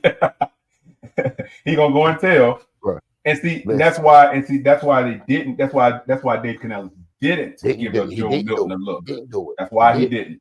He didn't, because it would have been too much of a distraction. Too much heat. Much heat. Because how would you feel if Bryce Young, you going in the game and the crowd's chanting Joe Milton name to get in? Yeah, it's gonna wreck what little confidence you already don't have. It's gonna be gone completely. That happens. And you see the excitement, how New England was acting in that preseason game when he was in. So come on. Yeah, they were. Wow. I tell you what, New England. If Drake May do win that job, and if you happen to release, I see where you're going with that, man. Oh my God. Yeah. Who want to get in their roster right now? They got the Patriots. They have Drake May, Jacoby Brissett, and Jacoby Brissett, and Milton. That's it right now. Do you think they're going to try to stash him on the depth chart third or maybe a practice squad? They can't, can they? Listen, Joe Milton can start right now. I think he can, the way he looked to me. I mean, this dude, he had a presence about him. I ain't going to lie. He really did. He had a presence about him in that game. I saw the clips I seen. I said, man, who the heck is this dude running around not afraid? You know what I'm saying? He wasn't scared to throw the ball. He looked like a football player. I see guys gravitate around Joe Milton. Joe Milton has that it factor. He can start right now. He could. Right now. And what's crazy is I would take all the ups and downs with the bullshit with him before I take that with Bryce. Only because he wasn't projected to be so high of a pick that you'll spend the time with him. Because you say, okay, I know what I'm getting out of this guy, and he's pro ready. Let's just develop what he don't have around what he's got. And this is another thing that people need to see. Right. And they need to stop lying about Bryce Young. I'm gonna be true. I'm gonna be truthful about this. Bryce Young ceiling was already there. He popped his ceiling at Alabama. So there was no ceiling for Bryce Young once he got to the league. That's the reason why we expected Bryce Young to come in and be a winner, because there's no ceiling. You already here, you there. Joe Milton has a ceiling for this season and next season. Right. Bryce Young does not have that. That's the reason why I wanted the Joe Milton pick. Like, you can start Joe Milton, and I guarantee you by year 2, he'll have that Jalen Hurts pop. See, that's what I was hoping what would happen to Bryce, man. I was hoping, I wouldn't want, well, I don't want to say it this way. I didn't want to say I was going to take a mulligan on Bryce Young last year, but I said, for me, what I saw in him, it was almost like the thing that made me stick in there with him was the fact that I said, okay, he's from a physical prowess. He is more like the underdog. Now, he ain't the underdog in the media, of course. He was supposed to be the guy. Yeah. But when you look at him physically, you can't really expect a lot of big things from him physically. Everybody knows that. He's going to have considerable limitations. But what I said was, okay, the guy's smaller than everybody. I want him to prove everybody wrong that size doesn't really matter. He can come out and deliver some good strikes. He can take a team pretty far. That's what I was rooting for him for, because he was like the Rudy of the picks. Oh, got Howard in the building. Yes, how you doing? Howie. How y'all feeling, man? How y'all doing? Yeah, the battle gets realer now. Yes. Oh, snap. We got the great Howard in the building. So what y'all talking about? Expectations of Bryce Young? What are y'all? No, not necessarily. S.L.R. has some good points here, Howard. Why? You know what? Okay, why this team experimenting, man? Why? We wouldn't be going through none of this shit, man, if we went in the draft and got what we know we were supposed to get. Why are we experimenting? Why? You tell me that. He just said it. Yeah. What's your take on it, Howard? I know what's your take on why we're here? Because I know why. I could say why. I don't want to say why, but it's probably true why. You know what I'm saying? But no, man, we just had quarterbacks there that I mean, all of us know that would have given a better showing than a Bryce Young under not having a good offense line and all that crap like that. They would have given a better showing, man. This is not what a first round overall QB pick's supposed to look like at all. Y'all know it. Y'all know it. That's fact. And I was argue with you, Howard. I want to, but I can't. My thing is, he doesn't. He already at his ceiling. He's already at his peak. It's his highest. So what can Dave Canales get out of him? That's what, because I don't know. If Frank Wright, Thomas Brown couldn't get it out of him, how the fuck can Dave Canales get it out of him when he trying to develop Jack in the Box plumber? I want to say SLR, this. when you say, go ahead, Howard. Go Go ahead, ahead. Howard. No, I just want to say this. This is his high ceiling. This is Shroud and AR's lowest. And this is as high as he can go. This is as high as he can go. You understand what I'm saying? That's His what I want to ceiling ask. is sick. What do y'all think? Okay, so here's my thing. Now, this is what I have to ask. I don't want to, but I have to. What do you guys? Okay, y'all. Well, SLR, you said his ceiling was already what he saw at Alabama, right? Coming out, that was his ceiling, right? Yeah. Do you know? Okay, are you saying his ceiling in terms of his physical attributes, or are you talking about his ability to win games, like games that matter? When it counts. Nah, because his ceiling is like, I believe that he's done capped mentally and physically. This is all you're going to get.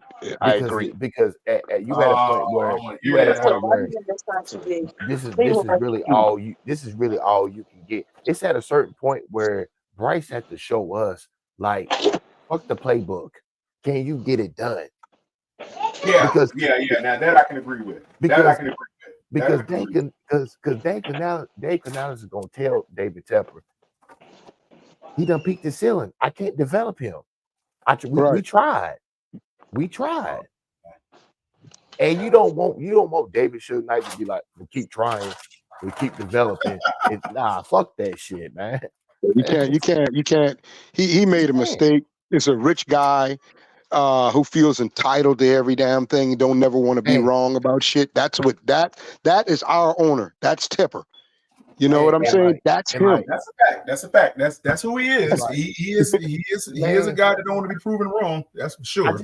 I just can't get past. And I seen Bryce Young get off the team bus looking like a high school quarterback, a freshman college player. Like, bro, it's like you can't get past this man being 5'10", fucking 210 pounds.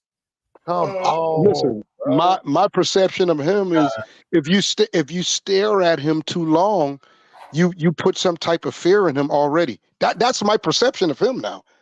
It's just like if any, I mean, it's just like he'll start batting his eyes and cutting his eyes and turning off and shit like. That's my perception of a Bryce Young. It's bad. If Clowney looks at that dude too long, it's gonna be where he just fades away or fades off. Like, oh my God, let me get away from him. That's the type of guy he seems to be. Yeah, because he seems, you know what I'm saying? Well, he seems timid when you talk to him. I get that. Yes. You don't hear that grin. Call him Mr. Scratchy. Look at Mr. Scratchy. And I know maybe that don't mean nothing, but in this brutal game, bro, you got to have. I look at Anthony Richardson talk. It's like there's no second guessing him at all. You don't second guess that. And he's telling you, I'm coming to do this. I'm coming to do that. I'm not worried about this. I'm not worried about that. That's how he talks. He says, I'm coming out just like I came out last year. I'm playing the same style of football. I am not letting off nothing. Okay? I respect that. You know what, Howard? I grew up with a guy just like Anthony Richardson, and I grew up with a guy like Bryce. And they're two different kinds of dudes. I kind of understand the personality type. Bryce is not going to be that dude. He's more of a soft-spoken type of guy. So, but it can throw you. Yeah, he's a deep thinker. He probably reads a lot of books, kind of like me. Yep. And he's one of, but see, here's the difference though. He won't show that temperament that Howard is talking about, especially in front of people, until you like piss him off or something. That's when you're going to see a different him. But I don't think he's that kind of guy that's going to go to the podium and strike fear in you with a speech. He's not an orator. He's not he speaks a lot, but he doesn't. It's not. You don't feel the impact of his words when I get what you're saying. No, you just don't feel that impact in his words. I understand that. It's hard to watch that. You know, when you're watching certain sports, you want to see certain shit. You know what I'm saying? Like, you want to see certain things. You know, if I wanted to go to an opera I'm going to opera. I know what I'm going to see when I go to opera. Oh man, You know what? You understand what I'm saying? With you, Howard. God, you got me today, Howard. I ain't gonna lie. I can't even argue with you, brother. Shit, sure. man. God, I can't even argue with you. Damn. He don't have that. He don't have that S.L.R. He ain't got that. But you know what he does? But here's the thing about him though. What I'm gonna tell you the most polarizing trait about him that gets me, that I don't know if you guys have kind of tapped into this or not. He has a certain mysticism about him. I don't know what it is. It's kind of like it's intriguing because you just don't know. It's kind of like, this guy might stab you, he might slap you, and he might bite you. He might cough on you. I don't know. But I'm honest. I don't see that in him. I just Howard don't like that. I can say it's the thing is, I know what his job is, right? His job is to lead. He is the leader. It is a job. Yes. To lead. Now, when you're facing 11 guys, I mean, the guys you're facing, these 11 guys, you got to convince them somehow that you're going to dominate. Somehow you're going to dominate. But they just don't have no respect for this dude, man. They just like some of the fans. They don't got no respect for him. And I'm going to tell you. He's going to have to get that respect. Boy, he's going to have to get it. Because they ain't got no respect for him, man. They don't. Yeah. I'm gonna tell you a little tidbit about Bryce Young. But hold on, let me read the chat. Justin Bryan said, "Who are some under the radar players y'all looking at for this year?" And I think Miles Sanders could have a great year along with Deshaun Jameson. Well, Justin Bryan, all Miles Sanders got to do is just stay healthy. That's all he got to do. Stay healthy. Well, especially with your boy gone now. He's going to be now. It's a big thing now. Jonathan Brooks. Are we getting rid of him or not? Jonathan Brooks. Jonathan Brooks. You're talking about Chuba. No, I'm talking about Chuba. Yeah. Chuba's hurt. Chuba's out. So now we got your boy. We asking Jonathan Brooks to hurry your ass on up. We need you. Yeah.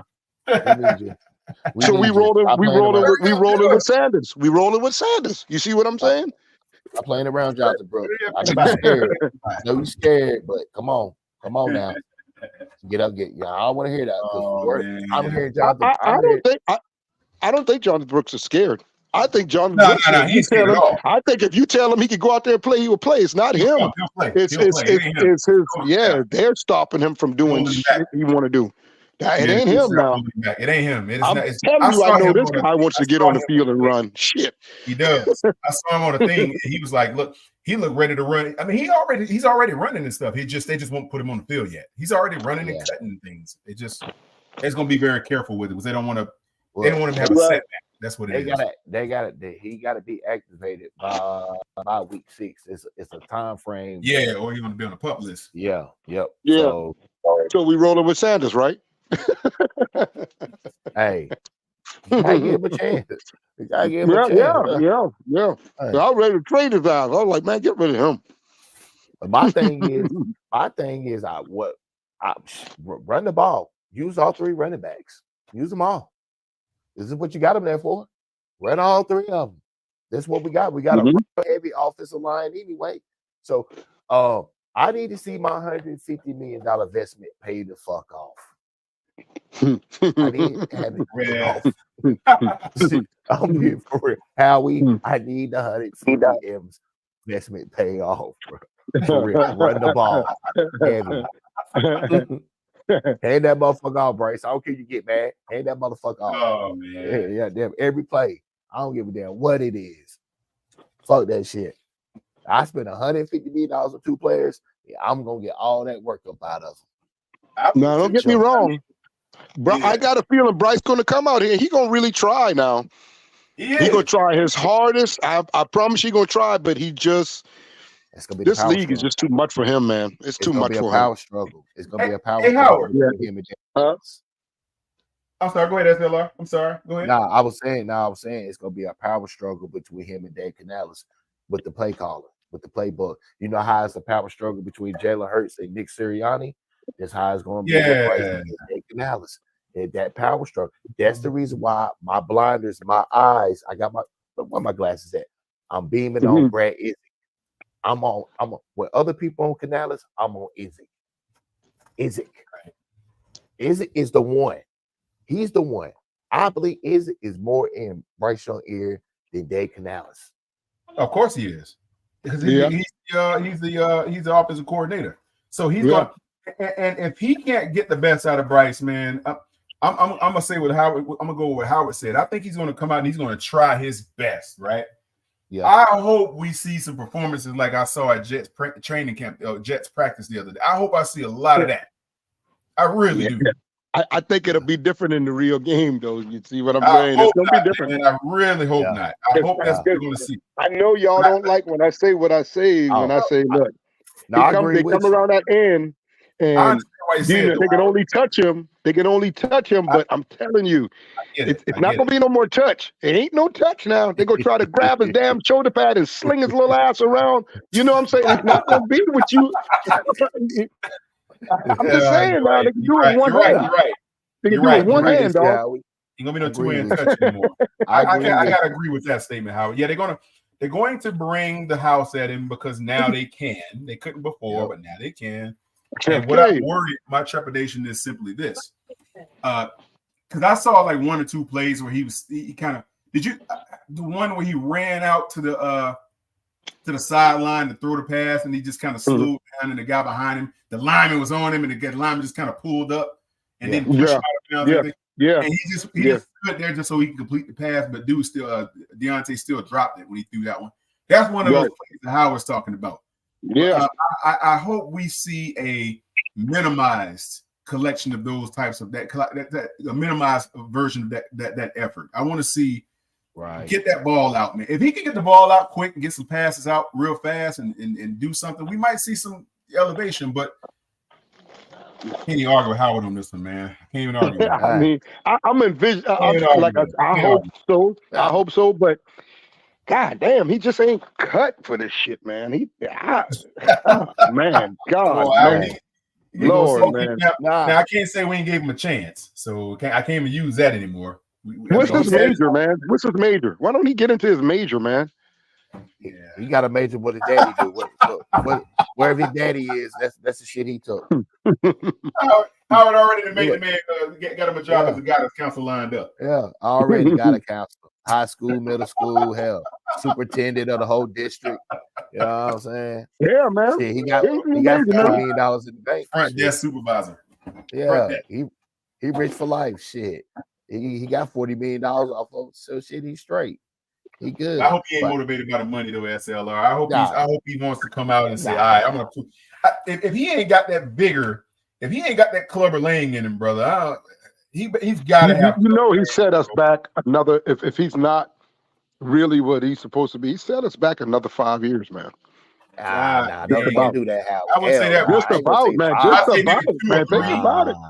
Nah. Wait a minute, Howard. We got Jack Plummer on the. Look. See, here's what I was saying earlier. Jack Plummer looks like he wants to prove something. Right, he does. If you, I would give it another year or two because of, let's say, for instance, Bryce doesn't pan out. Well, just like we were just talking about before you came on, Howard, you look at the fact that Dave Canales, he went in hand picked the guy that they would allow him to get. He sure did. He said, this guy's good enough to command my offense, and I can groom him. So my Plummer, right? Yep. Yeah, Plummer. Yep. So if Plummer can show, why Dave Canales really went after him, then we won't be but 2 or 3 seasons out of it. I'll say that. I'll change what I said if they are willing to move fast on things. If they linger it on, and we're still gonna try to work with Bryce Young, even though he lost 5 games in a row. If they keep lingering like that, you don't. That ain't no progress, man. I don't care if you put Jack Plummer in, because now this man has to come out and play perfect football to try to get a bunch of wins in order to give us a winning record. If you give him 6 games down, we ain't going nowhere, man. We ain't going nowhere. Come on, man. Well, they better give him 3 or 4, because if you want to at least have an operation where you can have a season at all, you can't realistically give him. No, and when I say give him, let me clarify this. I don't mean trade him and cut him. I mean, if he doesn't show the promise to be a starter, then sit him on the bench for the rest of the season. Behind somebody that's ready to let him watch. And then maybe next season he can show a little bit more. But then after that, brother, it gets kind of paltry to keep him around as a first pick They're probably going to ship him off after that. They're probably going to do a Justin Fields type of thing on him and move him somewhere else. And then I don't think, and I'm gonna say this again to you, Quantum. Yeah. With his showing and how he plays, there ain't no other team out there that's going to want him and deal with that. You think they want to deal with that? They probably. I mean, come on. They team probably want to deal with that. If they can get him in a package, though, Howard, I don't see him being the focal point of somebody. If he doesn't do very well with this offense, right? If he can't show what he can do here, I don't see any teams going out of their way to come and get him. No. But he might end up being part of a package, though. I could see that being the case. Yeah, I mean, maybe I don't know, man. We'll throw in Bryce Young. Okay, all right, we'll take him like that. You got to show some type of potential, man. And I mean, when these teams trade for quarterbacks or go, it's something they see that they like. I mean, you got to know that this guy could give you a strong possible chance of having a successful franchise or whatever. But no. He don't make it here, he ain't gonna make it nowhere. I'm telling you, man. Maybe not as a starter, though. Not for a while. He might get a late career chance or something like that. No. I don't know, man. Don't get me wrong now. Like if we cut ties with Bryce Young, he's going to get it. He's going to get another job in the NFL. It just won't be a starter. That's just won't be a starter. But as a starter, no. He'll be on the bench somewhere for sure. Yeah, he has to earn it. I give it that. I call them nobodies too. Shit, people who ain't starting, it don't mean shit. I mean, for real now. That's what I thought. If somebody go down, Howard, you got to have somebody back in case you're starting. Right, you're right, but still, they ain't really. You ain't focusing on nobody sitting down on no damn bench. You know what I'm saying? You know you're not. Yeah, you ruthless. You ain't really thinking about it. I call it what it is, shit, man. Shit. But see, Howard. You ain't lying, though, Howard. You ain't lying.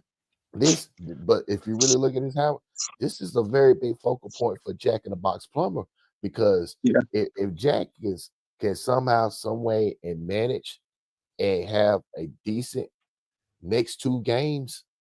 Yeah, that's what I'm thinking too. There is a possibility that he can move up to number 2, and they can move off Andy Dalton to give Dave Canales that extra leverage to hold over Bryce Young. Hey, listen, 0-2, 0-3, 0-4.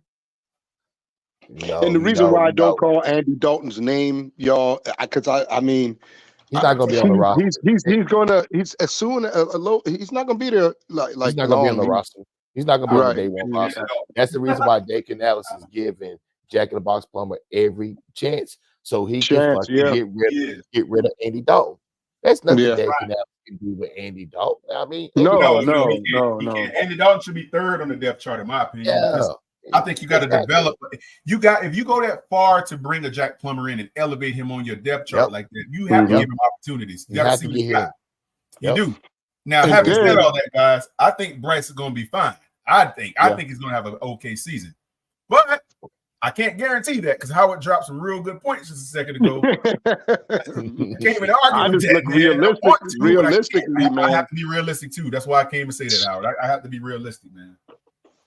You know what I'm saying? Yeah. If he comes out like Howard said, he's going to try very hard. I hope his trying very hard is better than the little engine that could. He's going to have to get it done. Yeah. Oh, definitely. He's going to have to. I got some homeboys, man, and they piss me off all the time because they always say to me, you don't like Bryce Young just because he's little. I said, man, that's just I said, y'all, man, y'all stop that shit. It's just one part of what I don't like. No, I don't like he's short. But there's a lot of other shit that I really don't like. What you really don't like, Howard? Tell him what you really don't like. I don't like that he don't have the dog. I don't like the way he talk. I don't like the way he walk. You mean to keep going? I don't like the way he throw the ball. He don't have an arm. Under pressure, he's running all over the damn place. He doesn't step up in the pocket. I hate a lot of things about him, man. Jesus, man, I'm tired of that, man. He's got above average arm strength. I'll give him that. It ain't a rocket though. It ain't like he's got a camera. Listen, he's quarterback one. He's QB one on our team, but he got the weakest arm on our squad. I'm not out of the rest of the quarterbacks. I'm not gonna cap. If it was any other team, Bryce Young will be battling. He had to battle for the number one spot. Yeah, he got the battle. I would make him battle. I'd make him battle. Too much talent. There's too much talent out here, man. Because of the unknown factor. The unknown factor of a 5'10" quarterback with just average arm strength. I understand if he had a Kyler Murray arm, it's better than average. I mean, it's not Kyler Murray. No, it's not Kyler Murray, but it's better than average. Kyler Murray. No, Kyler Murray's 5'10". It's not Jack Plummer either. So okay, ask me this then. If you was the head coach / offensive coordinator. Right. I'm scared of this question. All right, say put it like this. If your offense was a vertical or a West Coast spread offense, usually it's gonna be in between a 3 or 4 wide receiver set. So not a lot of tight end usage. Not a lot of tight end usage. So how will you construct the offense where you have to maximize Bryce Young, where you don't want him to be aggressive, but you don't want him to be passive? So where will your offense be constructed where you can maximize his potential? Because I don't see where an offense that you could construct for him where Bryce Young is not going to be aggressive, because Bryce Young is an aggressive quarterback with average arm strength. So how can you bring that in? Because that's where all his interceptions comes in at. Dang it, boy. God, these questions, S.L.R. S.L.R. put you in a situation where you can't even answer it the way you want to. Yeah, damn right.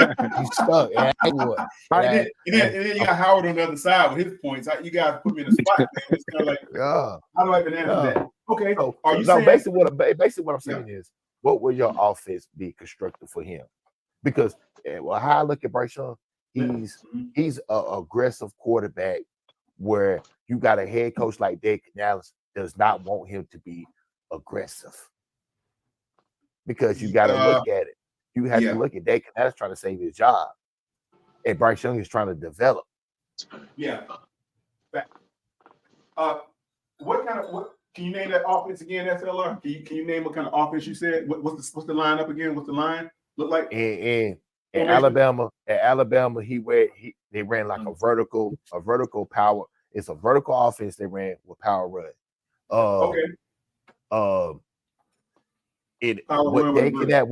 Dave Canales is running right now is more a West Coast spread offense. Yeah, exactly. So are you saying what are they running? So they running what a 3 wide receiver set, maybe a 2 wide receiver set, 2 backs and 1 tight end. And so that means that the tight end is going to be more of a blocker than a receiver. It's going to be pulling. It's going to be pulling with the line. Yes, because what I'm hearing, Sanders is going to be playing a lot of wide receiver. He's going to be playing tight end, but they're going to move him out of wide receiver. Eventually, I'm hearing that they're going to try to convert him to a wide receiver. He's more of a wide receiver than a tight end in my eyes. Yeah, he's got amazing hands. His hands in my eyes, because he's not a great blocker. He does not have a no. He's not. You know what I'm saying? He's not. He's not a Kittle.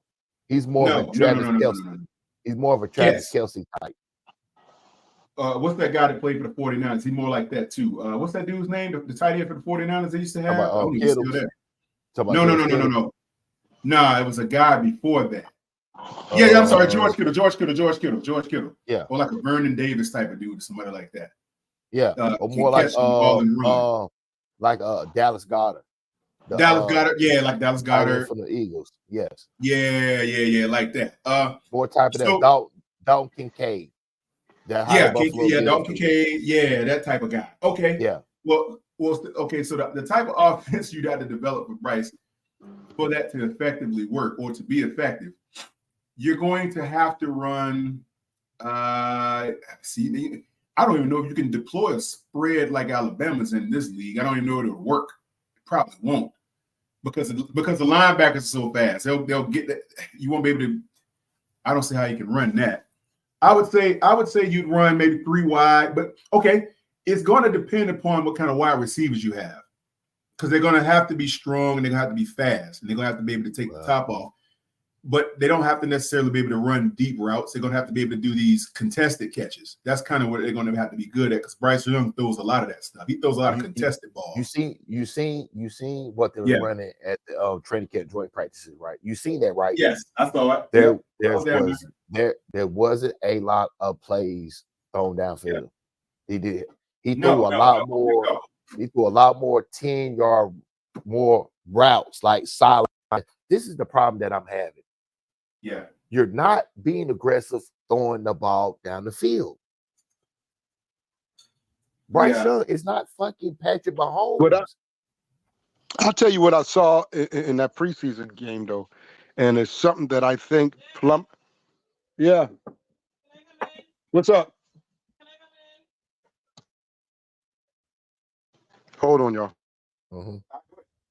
Go ahead, S.L.R. Yeah, my thing is like Bryce Young accurate. He's an accurate quarterback. I think he's very, very accurate. Very accurate. But Bryce Young is better when he's breaking the play down in chaotic situations.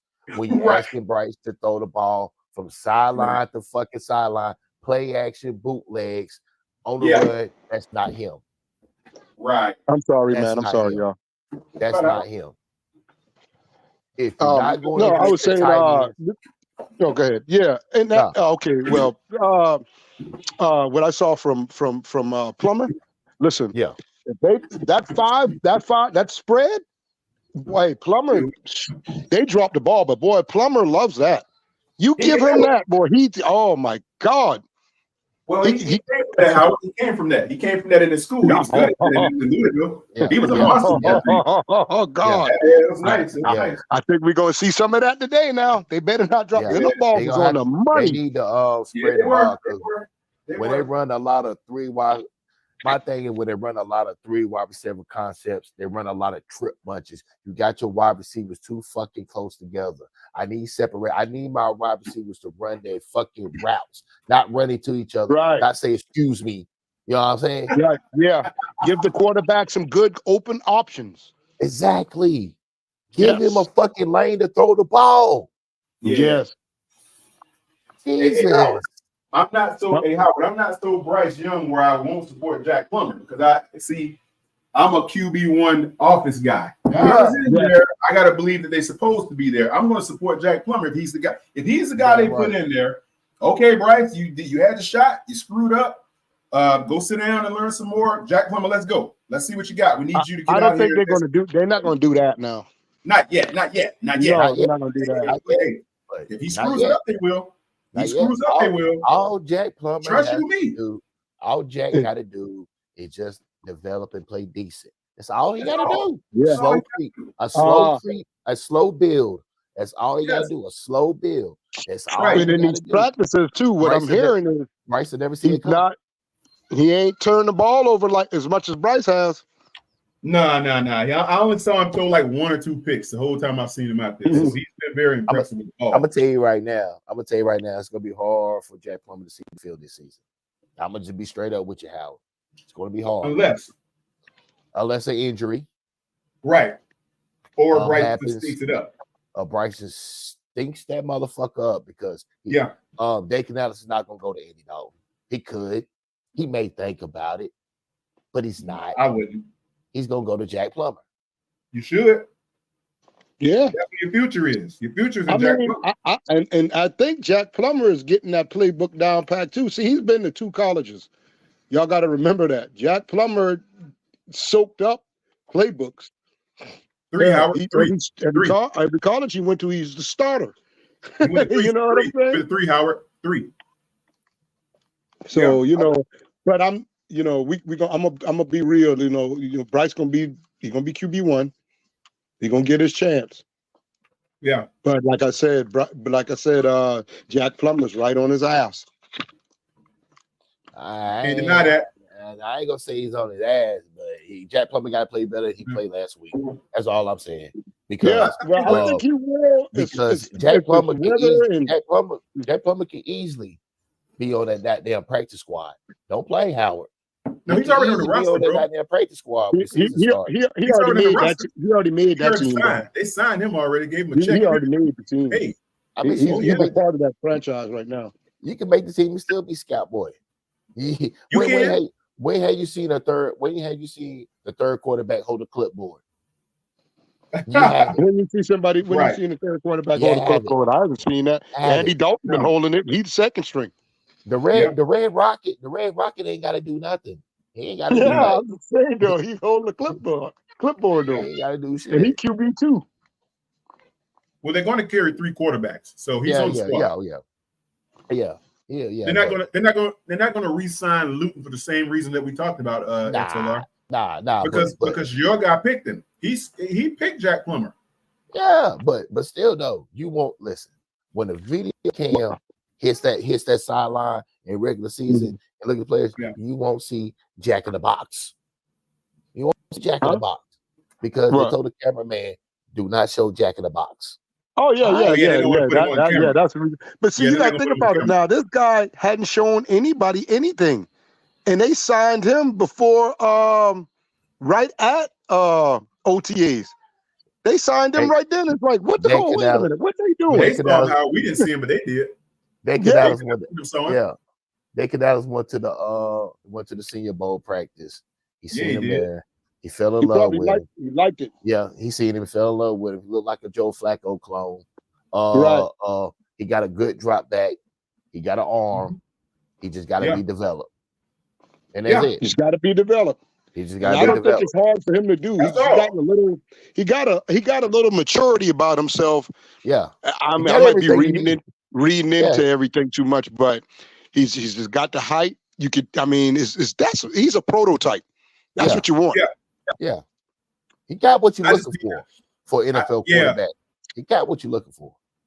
Yeah, I want to see more. I'm sorry. Go ahead, brother. No, go ahead. All I'm just saying, it's just all about development. It's just all about how fast can he develop. Will Bryce give him time to develop? It's just all it is, man. This season will be so much fucking full of chaos. Like, hey, one injury away, and this man could be certified starting quarterback. So that's what I'm saying. Like I think personally, what I would like to see in Jack, I want to see how they have developed him behind the scenes, because we don't get to see everything they're doing with this guy. Right.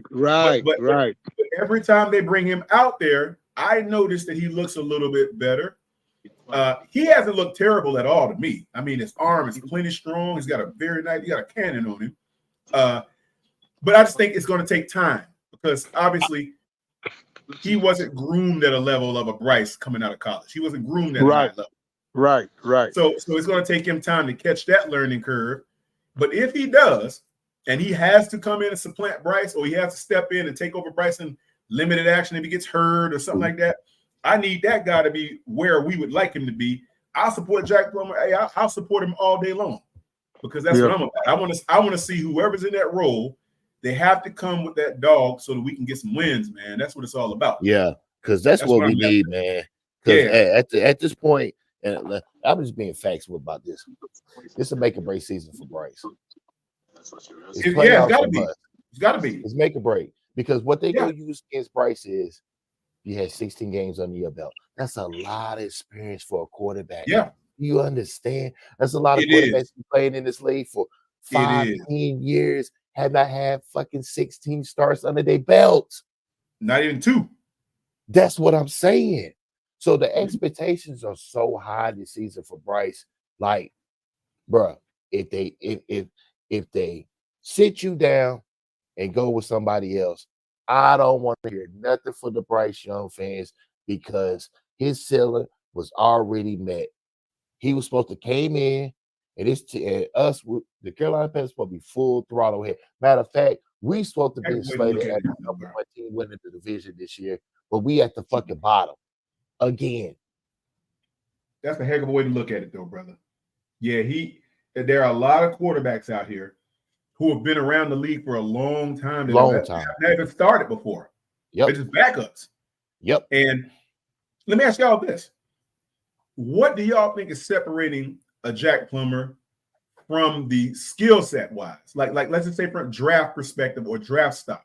What separates him from the positioning order of the draft or no draft for this particular endeavor to a Brock Purdy? Now I'm saying removed from the Super Bowl appearances and all of that and the play during the season because he's had the experience. Like when he came out, he was one pick removed from being the same position that Jack Plummer was in. One. Yeah. So I'm hoping, and I said this earlier, man. I hope that we don't end up seeing a Trey Lance and Brock Purdy type of situation. That would be messed up. But it would be because that would be basically what would happen if Bryce gets sat down for whatever reason, and then they elevate Jack Plummer. It would be just like Trey Lance getting hurt and Brock Purdy taking his job, and now Trey Lance is in Dallas. And I ain't gonna cap. Bryce Young loses his job, he'd be the biggest bust in NFL history. Yeah, man, there would be no doubt about that. He surpassed Ryan Leaf. He'd be the biggest bust in NFL history because of the expectations that national media and certain Carolina podcasters and media put on him. They was begging this man to come here. They say he was gonna be the guy. He said he was gonna be the savior. They believed all that bullshit Mel Kiper was saying, and the whole time I was telling them, we don't need this man. It's not gonna fucking work here. It's not going to work. He's not a Kyler Murray. Oh, he played at Alabama. Oh, he won a national championship. Oh, he won See a that and right there, S.L.R. right there. As soon as you said it, he played at Alabama. See, So that's they the say stuff it. people don't understand, man. I was Alabama would put me and you as the quarterback on their squad and still be Howard. successful. Preach. You understand what I'm telling you? Preach. Amen. This Amen. program, Alabama has a program, they win. They win. Win. It don't matter who the quarterback is. It don't matter. Sure don't. Hey, Sure don't. Hey, Howard. I can't even argue with you, man. Okay. He's right. He hit it dead on the head. Well, he's right because I'm going to say why. I've only seen one quarterback come out of there that's been, well, now you can say two, that I've seen come out of there that's been marginally successful so far. That's Jalen Hurts and your boy Tua. Mm-hmm. Outside of that. Yeah, but Jalen Hurts left now, too. He left. He went to, what? Where did he go to? Oklahoma, yeah. With Lincoln Riley, stinking Lincoln Riley. Yeah, he left. Tua was there. Yeah. Mac was there. Now look at Mac. You see what I'm saying? Mac Jones. Same shit. And listen, Mac played better than Bryce Young. Look at this. Go look at his stats over there at Alabama. I did. Stacks was off the chain.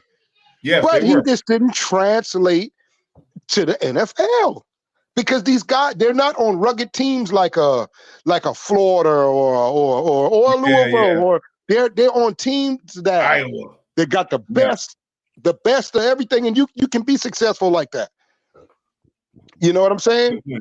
It's just real, man. Saban got a good program, or had a good program. My thing is, what did David Knight-Tepper seen that was like, you know what? That's my guy. Nikki, not a damn thing. That's it. Not a damn thing. That's what we can't figure out, S.L.R. We can't figure out that. That's it. What game was it? I'll bet y'all. I'm willing to bet y'all. This is David Tepper's first time ever drafting a quarterback. I'll bet you. I'm willing to bet you. Yeah. His very first time. He don't have experience in that shit. He screwed us over. Hey, I can't say this, Howard. You're absolutely right, Howard. I can't say this. I can't say this. I can say this. And here's a caveat to this, what you're saying, Howard. David Knight-Tepper and Nikki did find Big Grizzly. They did draft Big Grizzly. They handpicked Big Grizzly. Now, after that, I want to say that they did that. Rule did that. No. Yeah, but Matt Rule was under David Tepper. David Tepper won who hired Matt Rule. Yeah, but Rule got some. I'm gonna tell you now. Rule them drafted some pretty good damn players. I can't. I don't like Rule, but they got some good defensive players. He can find talent. Chin, Fine talent. Brown, J.C. Horn. I mean, they did some Fine good talent. drafting. You They just did. can't coach him. You just can't coach him. But just Rule have just not a good damn coach. They still had problems with quarterback. Their quarterbacks is what they always had a fucking problem with. We could not get PJ Walker. Didn't Rule PJ Walker. pick DJ Moore? Rule picked DJ Moore, didn't he? Yeah, they got Robert Vera. That was Robert who was Vera. that? Oh, was that Robert Robert Vera? Vera got him, Okay, and that's right. his last Season. Marty, It was last Marty, year. Yeah. Marty Herney and Robert Vera. That was Marty Right, Herney. right. Yeah, nobody beats Marty Herney. That dude's an all-star when it comes to picking talent. Yeah, that dude's only first round picks. After that, Marty Herney is the worst. The worst GM after the first round. You do not want Marty. Put the goddamn phone down. I got somebody. David Tepper got bamboo. He got first off, David Tepper got played like a fiddle. Okay, he got bamboozled. He got hoodwinked. He got tricked. He got all of that. He fell for every goddamn thing. I mean, they're laughing. Shit, Texas jumping up and down laughing. This motherfucker picked Bryce Young. Oh my God! They probably was like, look at this. What the hell? Yeah, they did. You know what I'm saying? I knew they didn't see it coming either. They didn't see it coming. About that. Before you came on, Howard. Before you came on, he was talking about that. How David Tepper gave them the Christmas gift early. He told them, "I'm picking Bryce Young." He wasn't hiding it, so they made it easy for them to get C.J. Stroud and Will Anderson. It made their draft so easy and clear. Let me tell you, S.L.R., and this is my favorite little thing I like to say. If we had picked Stroud, I promise you the Texans would not have picked Bryce Young. They wouldn't have. They would have gotten Anthony Richardson. That's what they want. They wouldn't have never messed with a Bryce Young dog. They knew. They knew. Howard, they was going to do it. They was going to do it. No, they already knew this guy wasn't right. Because their scouts had a vision. They had a vision. Let me tell you something. The vision was Bryce and Will Anderson on the same team in Houston. But David Tepper said, "No, you know, some stuff I found out. Texans, they ain't had their mind on a Bryce Young. There was not, and the combine was one of the main big ass reasons why they wasn't even going to mess with him. They was not messing with that. Period. They was out there scouting. They saw their guy. Nah. They had two. They had. I'll be honest with you. They had three guys in mind. Three. Well, of course. It was between Stroud, Will Levis, and Anthony Richardson. It was one of them three. Listen, that was it right there. If the Houston Texans had the chance to take Bryce Young, they wouldn't have done it. Take him and Will Anderson because they were gonna be like how the Chicago Bears is. Like they had to take Caleb Williams. The Houston Texans was gonna be in that same situation. I could go ask one of them. Hey, the draft is a year gone. Would y'all have selected Bryce Young if Stroud was taken by the Panthers? I guarantee you they would have said no. Yes, I guarantee you they would say no. They would because they had 2 top 5 picks. So they had to. They did. I forgot about it. They sure did. Yes. God, they had 2 picks. Yes. So they had no other choice. They did. They certainly did, Howard. He's right. I forgot about that. Because both their picks were both the offensive and defensive rookies of the year. With top 5s. CJ and Anderson. Yeah. Anderson, defensive and offensive rookie of the year. Yeah. Yeah. God, so they had no other choice. The gift was that David Tepper was not patient. He said, "Fuck that. I'm taking Bryce." They were, what? Okay, then we'll take CJ. Right. Thank you. Dumbass. David Tepper just damn, man. I'm trying to find what game it was. He fucking fell in love with Bryce Young and said, you know what? We're taking him. Matter of fact, we're going to trade the game. Please tell us if you find it, man, because we were talking about it before Howard jumped on. You were saying something about he went to one of those games. You said it was a senior game or one of those games. You say he snuck in and nobody saw him. He's wearing a disguise or something. Yeah, like he snuck in. Say a mustache or something. Yeah, David Tepper and a big cowboy hat. Yeah, they was sneaking and watching this dude play in college. Watching his games, Howard. Watching the game live. Come on, man. Y'all got to be kidding me, man. And y'all was so steadfast of taking him number 1, even trading. trading players and picks, man, get the fuck out of here. But I just y'all don't understand him coming from the Steeler organization, the beloved Steelers. He was on their ownership team for I don't know how long. So he was privy to some of those. He probably didn't get to go to all the meetings and the draft parties. He probably didn't get to see all of that. But as an owner to some degree that owns a decent portion of their stock, he was he was offered the opportunity to go and at least meet these dudes or go to the games and sit down on the grass and watch. He had to learn something. Now I'm with Howard on that. Like, where did he learn to scout quarterbacks? I don't think he learned that. He did learn something. He learned something. He had learned something. This is what he learned. This is what he learned. Ron Rivera played a 3-4. That's yeah. This is what the fuck you learned, Shug. This is what you learned, Shug. You know something, S.L.R. Nothing else. I'm gonna rewind the tape. Now, I've said this on the record before. I'm gonna say it again. We should have just kept Steve Wilks. Okay, that would have been the wisest decision, because why would you exit this dude if he's winning? We was basically in a playoff game. The last game that he was coaching here, that was effectively a playoff game. Whoever won went to the playoffs, right? All right. Facts. With stupid CJ Henderson screwing up with Mike Evans, we would have been in the doggone playoffs. Now, if a coach gets you that far after he took over, when the morale was at an all-time low, before even last season when they gave up those free tickets for like 35 cents. Back then when the morale was low and you had the team doing what they were doing and Matt Rule couldn't find his way out of a wet paper bag, okay, you then elevate a Steve Wilks to the position of interim head coach. He gets you all those wins and gets you into the almost effectively postseason. One game. Well, and you mean to tell me you exit him out and you just remove, and then you bring in your boy Frank Wright. Frankie Wright. It's that energy. It was Tepper stupid. Tepper knew it's the energy. He knew the energy that Wilks had. It was going to be a no nonsense, and if we talk, Tepper, you the owner, but I'm the coach. I want to do it the way I want to do it. That's the energy. He could not take it. He wouldn't be able to take that. He couldn't take it. He couldn't take it. He couldn't take it. And he said, you know what? He said, you know what? How about we just go in another direction?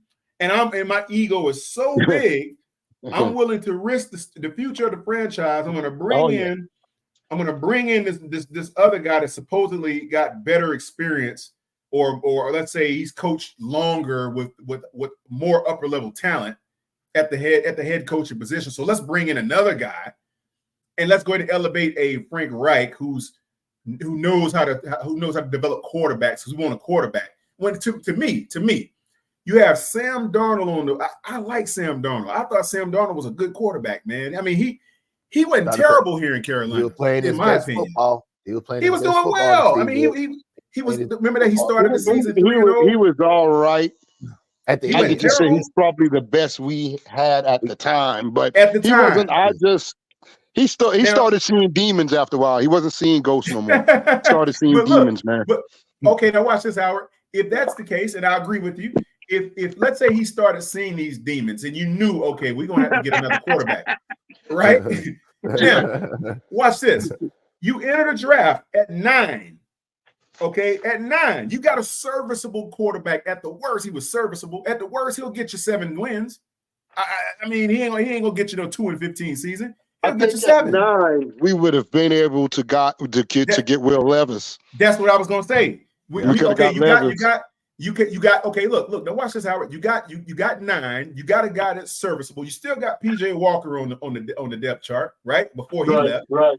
You had Deontay Foreman running the ball behind with Chuba Hubbard there. Okay. Now you got something to start a good season. You got a good running back. You got decent run. You got a good decent backup. So the quarterback ain't got to do everything. Okay. Now you sit at 9. If you believe that Sam Darnold is seeing these demons, right? If you think this in your mind and you still got Steve Wilks there, then you run and you grab a Will Levis at number 9 because he'll still be there. And you and you groom him behind a Sam Darnold who at least gets you 7 wins, so you're not the laughing stock of the league by the time that he plays. That's how you do it. I like and that. then when they have these issues. I like that. No, that's the game. That's the gameplay. And guess what? Will Levis, he's on the bench. He's learning. He's getting reps. He's getting quality backup reps. Now he's the guy in the preseason getting to do what he's doing. Now look at him. Now look at him, man. That's what I'm saying. That shit you got a gritty defensive coach who understands how to stop the run. He wouldn't have ran those stupid 3-4. I tell you what, 4-3. If Steve Wilkes was here, y'all, we would still have our 4-3. We would not be messing around. No, man. We would not. We would not. It's like changing the whole team around. He changed, like they just make it a new. Everything has changed. Everything. But I don't see the point. I don't see the need for it, Howard. Like this. I don't know, man. I would be if I was the owner. I would be mimicking.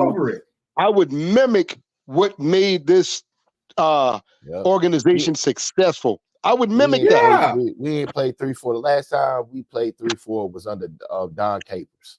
Don Capers. Yeah, and they got out of that fast. They got the hell up out of that shit. Because it was proven to be it was worthless as a system. We got better defense. We got better linebackers that can run the 4-3. The 4-3 much better, much faster. Oh yeah. I love to see that three. I love seeing that 3 linebacker standing right there. Howard. I love seeing that, man. I swear to God, boy, ain't nothing better than that, dog. It ain't nothing better than that. It's so beautiful to see those 3. And then you got like a Kuechly in the middle, like, get over there. Man, it was Thomas Davis, Kuechly, and goddamn thing. I mean, you could not. And then our defensive line, you had Short and all the boys. Like the defense line was big. 2 defensive tackles and 2 ends and 3 linebackers. Oh man. Come on, man. I just when I watch now, I look at it, but it don't. I'm watching, but it's like, damn, man, I can't get into this shit. We don't have the linebackers. We don't have linebackers, and we just a very small team. Everybody's bigger than us. We don't look like a damn. Like we got on mismatched socks or something, man. That's what it feels like. It don't feel right. A bunch of midgets out there. I was like last week, damn midgets out there playing around. God, man, I hate it, man. Look, this began with David Tepper. See, no, it actually goes back a little bit further than him firing Steve. I'm gonna tell you when it really started. This is me. This is what I observed. You going back to Ron Rivera, ain't you? You going back to Ron, ain't you? Started with Ron. No. Well, let's just say, for instance, it started right before Ron Rivera left. And I'm gonna tell you when. With David Tepper up now, I'm zeroing on David Tepper right now because I understand him. See, I work with guys like him every day. He's a hedge fund. I talk to hedge fund billionaires every day. That's what I do. Okay. Right. So when I talk to guys like him, they have this Wall Street mentality. They want it boom, they quick. Yep. They don't understand that you have to cultivate. So when he got in here, the first thing that kind of rubbed me wrong what he did, and I didn't like it, and he made up some stupid excuse why he did it. To me, I understand you own the building now and you done bought the team, but it was very disrespectful. I think I know what you're talking about too. You know what I'm about to say, don't you? What he's talking about. Hey, I'm a little glad. Man, brother, like, where you going? When he came in and he removed that statue outside. Yep. I said it messed up. He did that A1. Hey, Howard, I got it on video. I was standing right there when he was taking it out. What are you doing? Hey, he did that damn near day one, boy. He got that work going right away. That motherfucker up out of there. I'm gonna tell you a story. I'm gonna tell y'all a story. Right where that statue stood, right? And I remember this. Right where that statue stood. This is one of the things about Jerry Richardson that actually made me love the guy. I love Jerry Richardson, man. He was like a pseudo dad. Wasn't he like everybody's dad or granddad or something like Mr. Jordan from Different Strokes? Yeah, I know. He wasn't getting no money, but let me tell you what he did. One time, and I didn't see this, but I heard the story because some people that I know told me about it. Then I saw somebody printed an article. I said, I heard about that story before they even printed the article. He was actually driving past. I don't know if it was one day in the middle of the afternoon. He was driving past right where that statue was, and there was a couple standing there. This couple had just gotten married, and they were Panther fans. But this is before the statue was even put there. This is like maybe a season or two before it happened. they were standing right in that spot, getting a picture with the stadium in the backdrop. You know, the woman had a wedding dress on. He dude had on his tux. They had the car out there to say just married with all the stuff hanging off the back. And Jerry Richardson come riding past in his limo. And he told the driver, stop. I gotta get out and greet these people. He jumped out of his limo. He went up to them and said, hey, let me take the picture for y'all. And the guy was like, oh, you're Jerry Richardson. He's like, yeah. He actually became the cameraman. He helped the lady with a dress and everything because he was so intrigued by the fact that they had just got married and they chose to take their first photo in front of there. He sent them on he sent them on an all expense paid honeymoon and everything. He paid for everything and gave them season tickets to the game, to all the games. I was like, oh, that was dope. And a friend of mine told me about that story because he was there. He said, hey, man, because he used to work down there. He was work right across the street. He said, I saw him out there taking pictures and stuff. And I was like, wow. And then, so when they put that statue up, man, in his honor, for him to come by, the first thing they asked him about when he was trying to remove the statue was, well, it comes with the building. I can't do anything about that. You know, I got to keep it there. Because they was asking him, what do you think about the statue? Because you're now the owner and all. Well, you know, because they were asking him, was he going to do something about it? And he was like, well, this is when it was still fresh. The wound was still fresh about how he was kicked out of the league, you know, for those notes and what he was writing to them women. Well, they were asking Tepper about it, and he was like, well, the statue is there, and I can't really, it's in the contract, because I think it was in the contract that he couldn't move it for a while. But then he came up with a reason to get it out, because his reason was because of protest and safety, he had to remove the stuff. I'm like, get out of here. Nobody in the city of Charlotte, despite what happened with that crazy ordeal, was going to jeopardize Jerry Richardson's statue based on, he was very well respected in the city. Very well respected. I hate that, man. I hate that they moved it. It was a dope statue, too, by the way, if you ever saw it. Oh, yeah. It was dope. I've been next to it plenty of times. You seen it, Howard? There. You saw it, Howard? Yeah. Man. No, yeah. I got pictures of it. I've been standing by all of that. Me and my wife got pictures of standing right there. Oh, with all man, different dude. names, all the names on the different, Yeah. Yeah. Man, that was an atrocity, man, for them to move. I hated that so much, man. I said, God, how are you going to remove the founder of the team because of some allegations that didn't amount to much of anything, by the way? But they said, oh, we got to remove it for protests. And I'm like, man, nobody was protesting. Nobody touched that statue. I drove past it so many times. That was a bad time, because a lot of that happened to that Me Too movement. All that crazy shit was going on, man. But man, Charlotte, you run around and do something like that, they're gonna crack you in the back of your head. Seriously. Hopefully somebody for the Richardson estate bought the statue. Shit. I think that, well, the guy who developed the other Panthers statue, the guy that built it. No. So the guy that developed the first two statues, all the 6 Panthers. That guy is the same guy that developed that statue. Same guy. Yeah. So they just moved it to where I think I heard something about them. They were going to move it to Wofford or something like that, where he's kind of got like still his name. I think they were going to move it down there. I heard there was something like that. That's Jerry Richardson College, right? That would have been dope. Right. Yeah. Because they built the building down there in his name, and then they renamed a couple stadiums after him down there. And I think the one at UNCC Charlotte is named Jerry Richardson Stadium as well. That's another thing. That's another thing with David Tepper, not investing in the Charlotte area, not investing in UNC Charlotte like Jerry Richardson was doing. You know what I'm saying? Like, come on, man. Like, you have to invest in your communities. You can't come to Charlotte and tell the city of Charlotte, the councilors, listen, wherever I fucking put on the tab, on the invoices, this is what the fuck you're going to pay. You can't fucking do that. You can't send every invoice and expect every single one to be approved, Jerry. David, you can't. That's the problem. You run around here a mob style. If you don't accept this invoice, I'm gonna take the team and move somewhere else. Oh, you're gonna send a bill over $2 billion that eventually that the state of North Carolina and the Charlotte eventually is going to have to pay, because it's going to take up to $2 billion to $3 billion to build a stadium, because that's the only way we're going to keep this team. That's the only way we're going to keep this team. because David Tepper has already said, I'm not going to fucking build this stadium by myself. You lucky if I put any dollars on this. This is going to come off the backs of us, the state, and the city if we want to keep this team here. Well, they're doing it. Well, I know a whole lot about this. Is a subject I can tell you a lot about right here. How they doing that? So the way they're going to do that. See, you have to understand. Well, I think both of you guys clearly do understand the mindset of a guy like David Tepper. A guy like him, he's not just look. See, the Panthers was just an end for him. Like he wasn't in love with the team. White, nah. It was just something good on the portfolio. He's a businessman. He's a businessman. He's 100% businessman. See, what he did was before he came here and before he put his name into the ownership arena, right? He started studying what the potential of the city was going to be.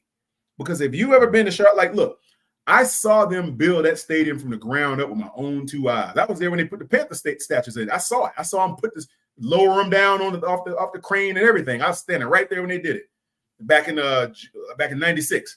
So the thing about it was this. It was nothing. The reason I say that is because there was nothing around there back in 96 but barren land. It was just, there were old warehouse-like buildings over there, and most of those towers were not there. But what happened was they decided, you know what? We're going to, I think Lincoln Harris developed all of the buildings across the street, like Honeywell and the new Bank of America building and the tower on the corner. Lincoln Harris developed that. Lincoln Harris is one of the most prominent developers in the city of Charlotte. They build about everything, and they never show you what it's going to look like. So basically what happened was when Tepper found out that the city was going in a pro-development area, when they built the Marriott and all this other stuff around there, they started building everything. Tepper said, you know what? This is a city on the rise. I can get in on the ground floor and own a piece of the city. And that's what he did. He found out that they were going to put their hat in the ring for MLS team. So he said, that's a 2-for-1. I can get the Panthers and I can get the MLS team. And then if the baseball team actually does show, which they're talking about, by the way, if the MLB team comes, because it's only 2 teams left that they're going to only 2 cities left that they're going to determine who gets an MLB team. It's either us or Nashville. So he said, well, my money, I can definitely get the soccer team because I can pay for that, which he did. And he said, if I can do that, I can transform that area of the city because it's all land that he can buy. Charlotte Pipe and Foundry was about to leave. Trammell Crow, which is one of the most prominent developers in the country, is now brought in to market about what's that? I can't remember how many square miles of land that is up there, but it's a lot. And they were brought in to market that area of land for the new Iron District, is what they're calling it. So they're going to have all kinds of stuff. So Tepper said, you know what? I can get into the real estate business. So what he did was he got with the city and he said, you know what? He said, let's formulate, and I'm not going to put all this on y'all. He said, I understand I have to bring some money to the table, but you guys got to subsidize this thing. So the way that they did the subsidy, they offered what is called a PPP, not the one that we know. Howard. They said we're gonna do what is called a public-private partnership. And what that requires is it's a series of bonds and offerings that the general public can buy into so they can own a portion of the land and the proceeds of the development. So anytime the tax value goes up, if you own those bonds on that land, you get a kickback and an incentive for your contribution. So it's like buying bank bonds or whatever. So that's what the whole point was.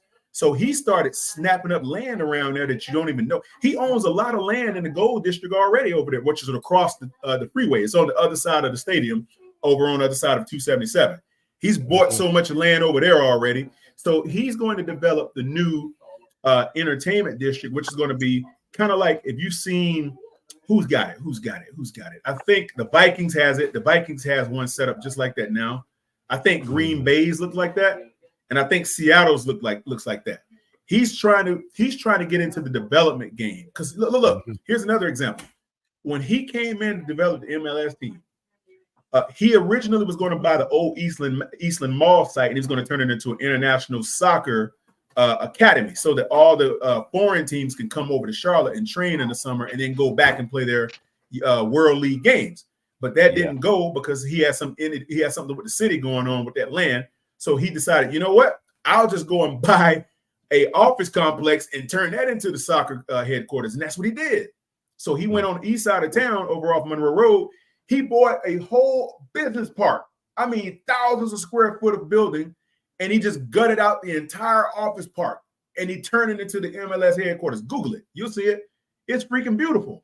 So he understands now by getting his hands in the real estate business, that was what it was all about getting into Charlotte. It wasn't so much about the Panthers. It was just an end to give him the support for the community so that he can do other things commercially. That's what it was all about. Yeah, you're right. You hit that dead. I like that. I love that. Now, See, that's what I be talking about. That's what I be talking about. When you talk about stuff like that and you break it down like that, now you break down the way David Tepper thinks and how he is a money guy. He's making money, dog. He's on another level. Boy, you don't even know. What we see to him is just that's nothing to him. That doesn't bother him like that. This particular team, it don't bother him like that. It's a write-off. I'm trying to tell you, dog. It's a write-off because, see, the thing about it is, like, I know about 4 or 5 dudes personally I can put on this live right now that's got more money than David Tepper do. Each of them. No doubt. Seriously. And they will tell, but they own this kind of money in other countries like China and places like that. But the fact of the matter is, these kinds of guys with that kind of money, they do the same thing globally. It's about controlling the land, because you can't grow more land. So if they can control and own the land and what goes on the land, that's where the money is made, and that's what he's doing. He came into Charlotte he was making good money as under Appaloosa, his hedge fund management company. He was making good money, crazy money there. But he realized something. I can buy this Carolina Panthers team for a couple $2 billion, which was not even a tenth of his net worth, by the way. He said, I can come in and buy this team, and I can use it 100% and write off pretty much all of his business expenditures to bring in corporate sponsorships. That's what it's about in Charlotte. Charlotte's got 9 Fortune 500 companies. I don't know if you guys know much about that, but in the cities like this that's up and coming, where they can increase the tax base, they build all of it. They do all this gentrification. They push all the poor families out. They re-gut everything in a 2 square mile radius of uptown. They bring in all these new developers. David Tepper will partner with these guys to develop his land, and then what they do is he starts bringing in these big developers. So I'm gonna give y'all an example. If you're standing at the east gate, right, of Bank of America Stadium, you standing on Mint Street. If you turn your back to the stadium and look across the street, there's Honeywell right there. Right there. That's part of the Lincoln Harris development. It's a reason why so I saw the plans to the building when they were building it. The signage they had before was real small. It was tiny. I was like, what are they gonna do with that? So they re-erected the signage and made it larger, and they positioned it right across from the scoreboard, from that back scoreboard over there. So that when the blimps are flying over on Monday or Thursday night games, guess who gets all that coverage? Honeywell. Yep. Then Bank of America decides to build their new tower right beside it. Yep. And they put their signage up there. Yep. That's the whole point. And David Tepper, so what he did, he brought in corporate sponsorship. So now when you walk into the stadium, on the glass, what does it say up there? Lowe's. Well, he sold them sponsorship rights to that side of the building. So now when you walk in there, Lowe's is now a partner. It's the same thing. Bank of America is going to be a 20-something more year partner. Look, but watch this. Watch this, guys. If you see Bank of America Stadium, right? They just re-signed the naming rights deal, a few months ago, back before the season started? Okay. The money they're spending on that. But look, right across the street behind Honeywell, there's the new 40-story tower Bank of America building. I spent a lot of time in that building, so I know it very well. If you go in there, you notice on the top floor, you're going to get all of that aerial coverage. All of that business comes right back to Bank of America. So that all the money they spend on the naming rights right across the street, they get back from advertising right across the street. That's facts. That's how it works in corporate America. That's how it works. So they don't lose anything. Nobody loses. It's all these guys are all winning everywhere. They're not losing. He winning. Yeah. And then you have to understand, David Tepper is getting a $500 million a year check from the NFL. He gets 2 checks. Revenue sharing and TV rights That shit equals up to $500 million.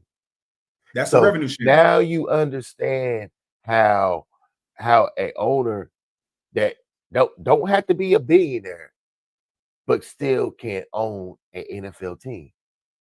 Yeah. Now you see it. Now you see why the NFL is the king of sports. Hey, let me share something with y'all. Like one of my business partners, right? He used to play in the NFL. He played for a while. He went to Michigan, played for Michigan. Was a star on Michigan's team for the whole time he was there. It's really good.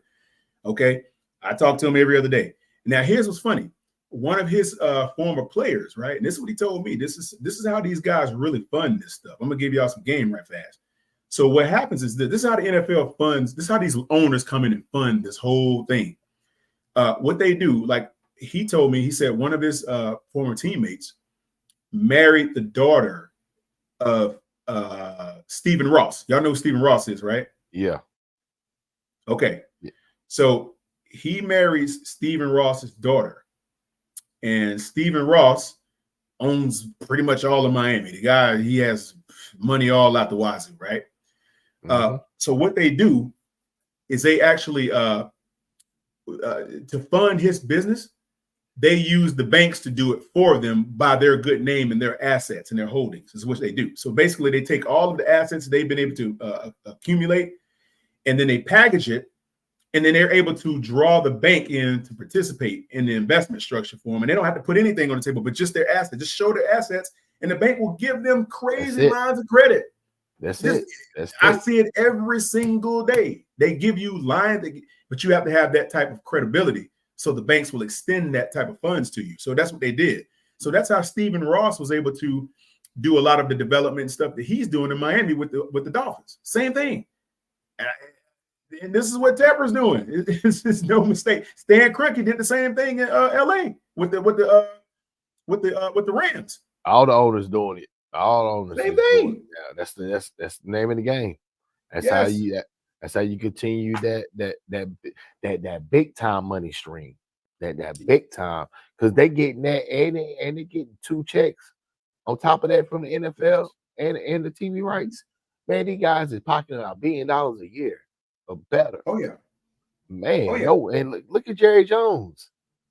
Oh man, look at Jerry. Yeah. I tell you what, Jerry Jones, I ain't gonna cap. Don't pay CD Lamb. We'll try to get him. Shit. Shit, me. Hey, I ain't playing around. Shit. Hey, I ain't gonna cap. If Dak Prescott can get it done, shit, Dak can come here too. Shit, we just trying to win. We won't win. We won't win. If we can't get like a Shador or a Carson Beck in the draft, I'd rather for us to go out there and be big game hunting for the #1 free agent quarterback out there. Yeah. Big game hunting. I don't give a fuck about Bryce Young feelings. I don't care. I don't care. We big game hunting. Yeah. Hey, do you think we should have I can't remember Howard's position on this though. Do you think, hey Howard, what do you think also? I can't remember what you said last time we talked about this. Do y'all think we should have made a play for Brandon Ayuk? I mean, shit, why not? It wouldn't have hurt. I don't see it hurting. Yeah. I just think that $150 million was a little too. I don't know. We could have got more for that. I don't like that. I swear, I don't like that, man. Oh man, that's one goddamn player. You know what? If that one player does his job, but the rest of them don't, that's still a loss on that line. You understand where I'm coming from, right, man? Yeah, because they just spread out the money. They just spread out the money. That's true. Jesus Christ, man. I mean, good points tonight, boy. Good point, Howard. I mean, that don't fix it. You need a group of guys to fix that. But you really gotta look though. Getting Brandon Ayuk, we already got a Brandon Ayuk. We got Deontay Johnson, similar size, traits, both run great routes. Both of them allegedly supposed to be #1s. So I mean, there's really no reason. If you really look at the Carolina Panthers wide receiver core we got right now, why not? We got Deontay Johnson, we got Leggett, John Domingo, and Terrence Marshall. and Adam Thielen. That's enough to get the job done. Right. I don't Yeah. want That's enough it to get is. the job Only done. thing with Adam Thielen, he's he gone. He on the way out too. I said before. I knew he was gonna say that. I said it before and I say it again. We should trade Adam Thielen and try to get some type of asset, whatever we can get. I don't give a fuck if it's a fifth, sixth round pick. I don't care. Just man. I was saying a package deal. Him, Sanders, shit.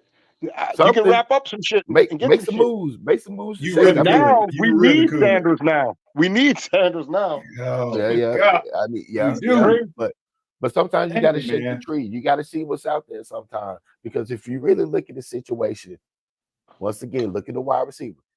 You got Deontay Johnson. On that topic, that subject about since I was talking about Sanders with Hubbard. Let's be real. That was not no bad hit. That wasn't no. It was. That wasn't none of that. I'm serious. I looked at that thing over and over again, man. Yeah. You can't even find nothing wrong with that. Xavier Leggett's leg got caught in the ground. So when it missed his leg got caught in the ground, it was a miss of contact. So that's what happened. That's what happened. Wasn't a dirty play. But see, the way made it look like I had to go back and look at it too, Howard. So here's the deal: the way that his leg got caught. Okay, that defender, and I can tell now what you was talking about the other day. That defender, he didn't know if he was going to pull up or not. That's why he actually posted up on him like that, because he didn't know. He didn't know.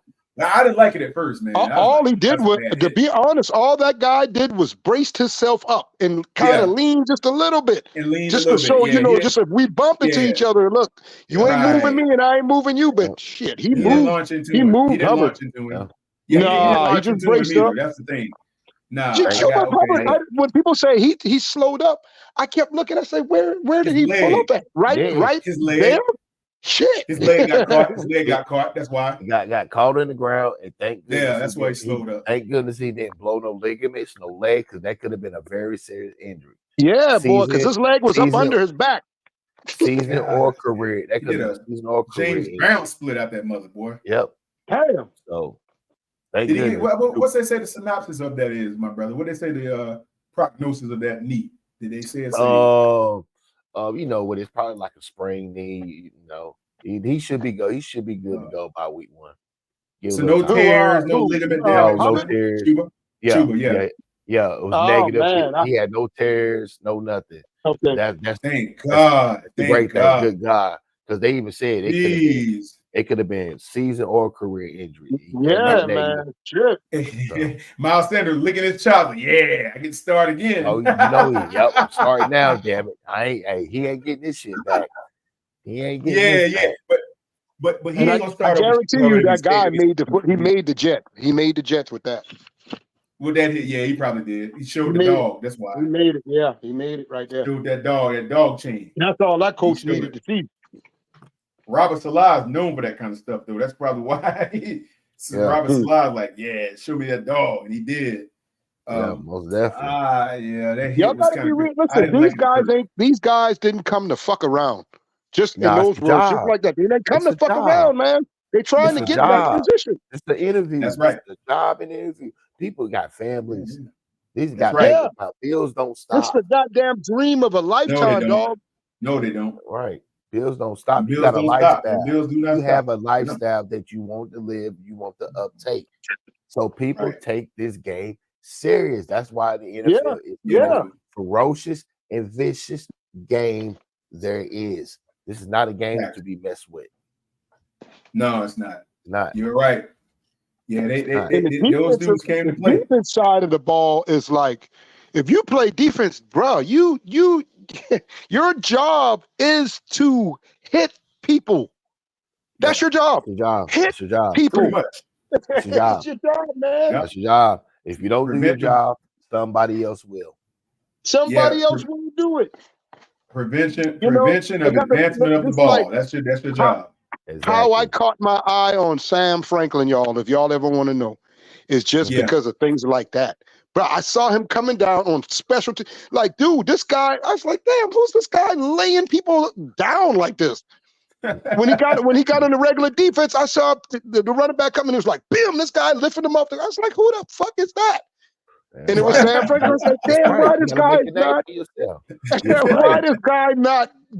In a lot of shit. And then I guess they recognized him and they started. He was going to start this year. He was going to start. Yeah, I was about to say. Yeah. Oh, I was about to say that. He's going to start this year. I was just about to say that, Howard. There's no way Sam Franklin was going to start, man. Sam Franklin is Sam Franklin's a dog, boy. God damn, boy. He didn't mind tackling. I saw who was that running back that knocked him? He stopped him, but that guy knocked his ass out of bounds. I forgot who that was. But the thing is, he had the courage to go at him like that. You know what I'm saying? He went at him like, I was like, damn, boy, he ain't scared to hit. I call him a lawnmower. He'll mow you down, boy. That Sam Franklin. Boy, that boy. That boy is good. Did y'all ever see the? I know y'all probably. I don't know if y'all saw this or not. But even on the game, the way he talks, man, you kind of see this dude. You can tell that's how he thinks. Like they had a clip. There's a clip on the Panthers website that they do these little versus things where they playing the game against each other. Y'all saw that? Where, yeah. They play the video game. Yeah, you seen the one with Sam Franklin? Oh yeah. He can play the video game too, and he's saying all kind of shit. That's what I'm saying. Boy, he wants to hit, and something about him is like he got 80. It's like he got ADHD, like he can't keep his ass still. He want to move around all the time. That's what I'm even in the video game. He was singing some crazy. This dude was singing a song that elementary kids was singing. We were tearing him up on the game. What is he talking about? But I remember the song. I'm like, what song is this? You heard the song, Howard? I was like, this dude's singing these elementary school songs. I saw that shit, man. I was like, yeah. I like him, but he is a dog. I think he's like, and then the thing is, he's like 6'2", 6'3" or something. That's what you want. That's what you want. A guy like that. Yeah, you want a guy. That's what you Dan Morgan talk about. That's what he's looking for. That's why you have to understand why we're playing a lot of players like a Sam Franklin. So as I say again, you have to trust the process because we're looking for dogs. There you go, Howard. You trust the process. You got to trust the process. I mean, we can't find dogs overnight. We're not going to the fucking dog pound just to go fucking find. No, we finding pups. We got to raise them. You know what I'm saying? Shit just don't happen overnight. A lot of these, they don't. I listen to Steve Smith because he led by example. So if he's going out there saying this guy right here and this guy right here is good, that's a dog, I can see them, I'm listening to him. All right. Yeah, Steve Smith, you haven't seen a wide receiver like him in a long time. No. I'm talking about to that extreme of how he was. I haven't seen one yet since he left, like him, just like him, fighting out on the field every day, raggying up cornerbacks. You don't talking shit to them. Like you ain't seeing that shit. We had that. We had it. God, we had that. Smith, man. Boy, I tell you, boy. DJ Moore is the last one that played like him, kind of. That played like him, and Steve said it. He plays like me. He just don't have my. He don't have my, demeanor. He ain't gonna get all up in your face and shit like that. But he's strong as a bitch, and he can run pretty good routes. Yes, he can. God, we need one guy on our offense like that, man. That's all you need. I bet you he'll straighten out Bryce Young. That's for sure. He'll straighten that out now. Boy, Steve Smith is the wide receiver right now, and Bryce is the quarterback. Oh, Bryce might not have his job. I don't know, or they might trade Steve Smith off. Because he is not going to shut his mouth. He's not going to be quiet about that shit. No, he's not. He's not. But you remember how Steve Smith was the one that basically praised Bryce Young. He was the one that was like saying that he was better than C.J. Stroud. He did say it. Well, he got. He works for the Panthers though. He like his paycheck. He like his paycheck for the time. Yeah, he works for the Panthers, so he better be saying them type of shit. I forgot about that. That is very true, man. That's different. Steve Smith would have got him straight, though, boy. Steve Smith would have been like, no, Bryce. I saw Steve Smith on a panel with what's the wide receiver from Dallas? Michael Irvin. Oh, he was sitting there boasting boy, Steve Smith told him, he said, man, I'll run any pattern, better than you. I mean, he was going off on him. Boy, I was like, God damn, he shut Michael Irvin down. Michael Irvin couldn't say nothing because he knows it's true. Hey, Howard, Michael Irvin got so mad he had to pick at his stoop. Remember that? That's what he's talking about. Yeah. Shit. I say, boy. And then you got him. He'll back up. And the thing about Steve, he'll back up every goddamn thing he says now. If you want to fight, he'll do that too. That's what you need. I've seen Steve Smith, man. I've had multiple conversations with him. Multiple. Really? I remember one time. Yeah, multiple conversations. Over the years that he was playing, I probably talked to him 15 times. Damn. I remember. All I got is a dap from him. He dapped me up. That's it. That's it, because he was coming in, when you stand right there on that side, when they pull up in their car and they walk in, they got that little bit. He dapped me up. He was driving a red, nasty car. I don't know what the hell that was. That shit was nasty, whatever it was. It was red. He pulled right on. He came through. It was like, Steve, and he stuck his hand. I was like, shit, this nigga dapped me up. The story I got with him, one of them out of many, the way I connected with him, so he knew who I was. He used to he's from Gardena. Well, no. He's from what city is that? He's from he's from Fresno. No, not Fresno. No,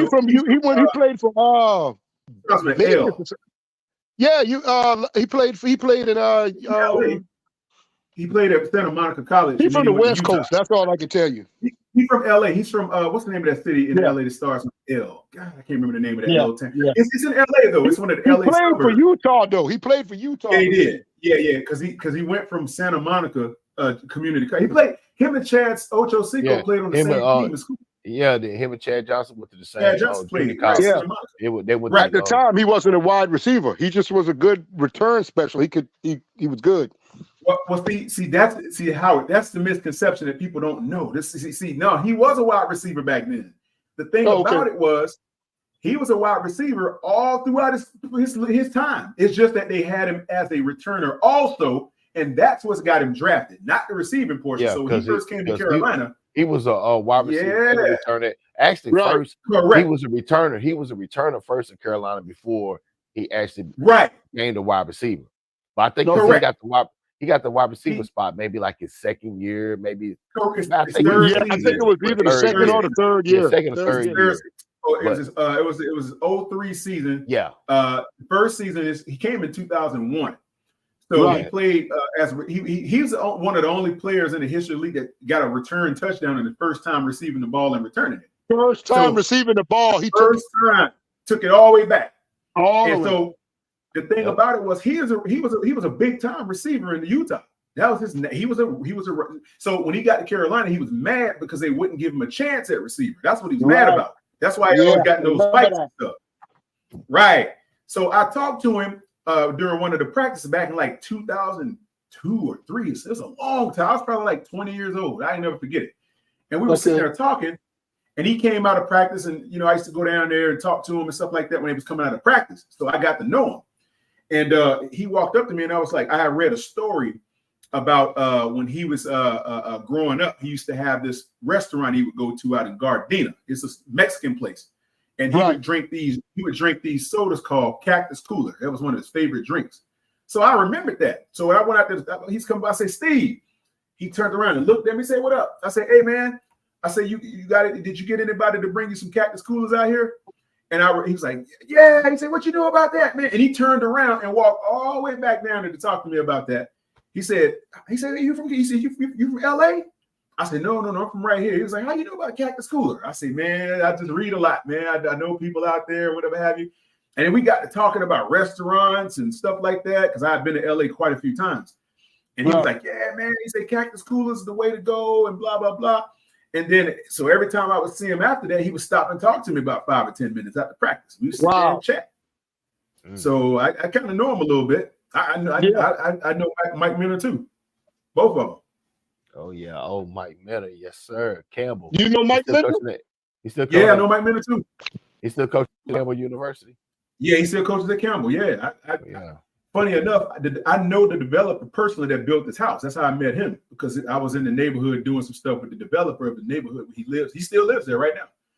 I can take you right to Mike Minter's house right now. And so I was talking to the developer, and the developer was like, "Yeah, let me introduce you to somebody." And I was like, "Okay." And he go up and ring the doorbell. He said, I developed this house for this guy, but you probably know who he is. He wasn't a big football fan, but he said he plays football for somebody. I can't remember who. So I'm thinking he's talking about some high school guy. I don't know who he's talking about. He rang the bell, freaking Mike Minter comes out. I said, "You Mike Minter?" He's like, "Yeah, what's up, man?" And he said, "What's up, Dave?" And we got to talk. He said, "Oh, this is my guy." And we was talking and blah, blah, blah. So I would talk to him. And every time I would see him, he'd say, "What's up?" He used to call me neighbor. Although I didn't live near him, he used to call me neighbor because the developer built this house. And I got cool with him. So, yeah, man, some of these guys are real guys. You get to talk to them or whatever in person, and they'll tell you stuff. They'll sit there and spin the block, talk to you about 20 minutes or whatever. Cam, I talked to Cam the same way I talked to Cam about 10 times. Same difference. So, yeah, man, that's all real. Yeah, that's what's up right there. Yeah, man. Yeah. We just got caught. The Panthers was, to me, it was family. It ain't that. It don't feel good. It don't feel like that no more. It don't feel like it like that no more, man. It's like it's business. I can't even. All business. Corporate now. Corporate. Even in a losing season back then, wasn't that bad, But when we started getting our stride, and I remember when I was so happy when we went and got Rodney Peete on the team. I was hopeful. Right. I was real hopeful, and he did pretty good. He didn't do bad, but he was just old. He was just getting old, And then Jake Delhomme came up, and I had a problem with that. I ain't gonna lie, y'all. In the beginning, I had a problem. I was like, God damn, man, they got Rodney Peete. But Jake Delhomme grew on me. He grew on me. I said, okay, well, he's pretty good, He's got some fire in his ass, all kind of shit. He's out there running his mouth and talking shit. And, Jake Delhomme used to talk shit. I don't know if y'all guys know. Yeah, he used to say shit all over the place, man. Yeah, the Raging Cajun. Jake the Snake, the Raging Cajun. Raging Cajun, boy. It's the Bojangles. I had a couple conversations with Jake, too. I'm trying to tell you this. I ate a lot of Bojangles because of Steve Smith and Jake Delhomme. Well, and then what makes sense is he from Louisiana, too. Funny, boy. He's from Louisiana. Yeah. Howard, did you ever see any of them Jake and Steve commercials, them Bojangles commercials? Oh, yeah. I saw that. Man, them things are legendary, boy. Yeah. Shout out to the green screen. When they said they get in that car, they got them green screen. Yeah. Oh, yeah. The cheesy commercials. I know it was Steve Smith said that Musa Muhammad was been telling the Panthers, like the coach is like, dude, but he's a wide receiver. Give him. And they, he said he kept talking for me. He kept telling them, like, y'all gotta put this guy because he's good. And I think the first time they had him in that slot, he wasn't number 2. No, and when he got that ball thrown to him in that slot, and they was like, "Oh, we got to keep this guy on the field. Yeah. we got to keep him. We got to keep him out here, man." There was a game. I don't know if y'all remember this game. There was a game when we played Miami in Miami, right? And Steve Smith literally took that whole game over, man. And the coach on the other side was like, "We got to stop this kid. He's killing us." Yeah. You remember that game? Yeah. I remember. Him and Jake was killing them dudes. Steve was everywhere. They couldn't stop him. You talk about yaks. I'm almost wanting to say he the one that invented yaks, because all you had to do was give it to him in a certain spot, and he was gone. Or they had trouble tackling his ass for some damn reason. I don't know why they couldn't tackle Smith like that. He was strong. His lower center of gravity was so strong. He would stiff arm you and make you look like he was tackling you. And he could out jump you too. He would out jump you. Yeah.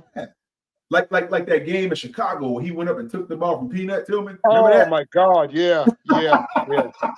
He said he caught it, but I took it. He took it. Then he does. They got into a fight. They got into a fight in the back of the end zone or some shit like that.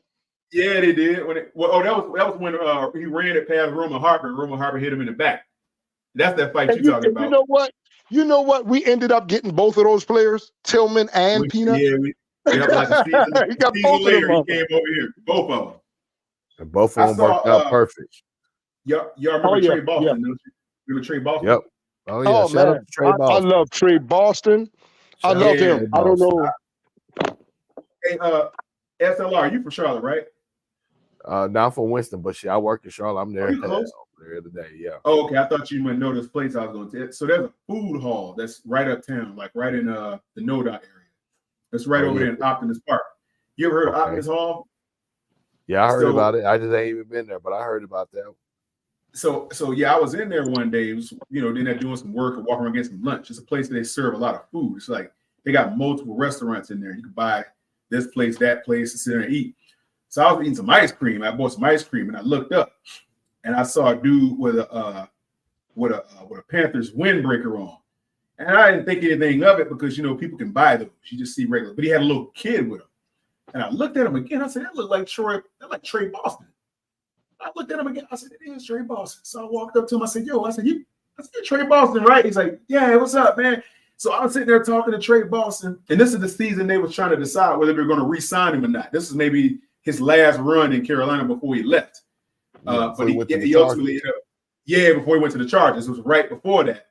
And he was telling me, man, about the team. And I was surprised he was telling me as much as he did. He was telling me about how the coaching staff was doing this and how he wanted to re-sign, but they weren't talking to him enough. And I was like, wow, these dudes will tell you everything about the team if you ask them. Oh, yeah. They don't hide anything. They don't hide anything, man. Football players talk. Yeah, he's a real cool guy, man. He had his little boy with him and everything. So Trey Boston was a class act, brother. I really like that dude. Oh, yeah. Trey Boston, he was just too wild on the field, man. He was just too chaotic, man. You had to reel him in. It's bad when they got to bench you because you just too fucking just wild on the field. You know what I'm saying? Like, come on. Like, no other than that, though, Trey Boston was a dog. Yeah, he was, man. Was a dog. And as I say again, we need guys like Trey Boston on the field. Now, as I say again, we gonna find some bright spots on this team. Because you just not gonna put these guys out there and somebody's not gonna step up, you know what I'm saying, and show something. We got to go back to finding them type of players, man. Yes. We used to find all the best. Yes. Yeah, we had the NFL, especially on defense, we had the NFL wondering how we find them guys. Man, that's we had a scouting department, man. That's when we come down to scout. And I always believe that the driving force, the key to a team being consistent, getting to the playoffs and winning Super Bowls is the scouting department. Because when you can scout and develop, man, oh my goodness, it's endless, man. Just imagine this scenario. We got Bryce playing good on a rookie contract. Now we can go out there and go get players. We can't even do that. That scenario is gone. Because if Bryce can't get it done this season, we can't do that. We can't do that. So instead of us banking on a rookie contract, now it forces us to go out here and actually have to go out here and get a Dak Prescott or somebody like that. Right. Because sometimes we can't afford to go in the draft and draft a quarterback and start over. Because I believe the Panther Nation is not going to accept it no more. The patience is over with. So they're going to be saying, why are we not out here banging the door in free agency? Why are we not out here throwing this cash out here in free agency? So it's a rock and a hard place. It's a rock and a hard place for this team this year because in 2020, in 2025, 26, we're going to have plenty of money to spend, not only with the draft capital, and I believe with a guy like Brent Tillis, we're going to be willing and dealing. We might not be a team that's going to be heavily trenched in the draft. We may be more of a ball player team that's going to be heavily trenched in free agency. So that might be the case. Yeah. So So the development of I'll see you certain later, man. players, Bye-bye. development of certain players that's here now, that's coming in next season, that may stop because we may be in a win now mode. Facts. I think what if they can get their hands on harnessing some type of what Bryce has affected, what he's affected at, whether it's going to be winning a game or doing something. If Bryce can get at least 2 touchdowns a game, 1 every other game, 2 or 3 every other game, maybe 1 every other game, 17, 18 TDs, that's a marginal increase. I'll take that. I mean, it's not 30. That's marginal, but it's not enough. I know it's marginal. You need him. It's not enough. It's not enough. You need Bryce in between 275 and 2 touchdowns. Again, I know. Where you, because that average a 4,000-yard season. Right. I'm with you. I think that's where I would like him to be, but I'm trying to be as realistic as possible given the circumstances. Like, will he do 275? I think Bryce can hit for a good 225 a game. I mean, he's got the ability to do that, but he's gonna have to show it. He's got to come out here. He's gonna have to deliver that ball, brother. He's gonna have to take chances. He's gonna have to throw in tight windows, and he didn't throw in college or last year. He's gonna have to be willing to drive the ball down the field, even if it looked like it's gonna hurt. You got to take a shot. Because you got to back those defenders up, man. It's like they all coming to the line, like it's like hungry lions approaching the prey. He's going to have to put these guys in a position to go out and get these passes deep. Win, lose, or draw. He might throw 3 picks, but at least he throw 3 touchdowns, 3 picks. I'll take it. But as I say again, all deep you got to do, this is what Dave Canales need to do. That's what him. Yeah. This is what Dave Canales and Brad Isaac need to do.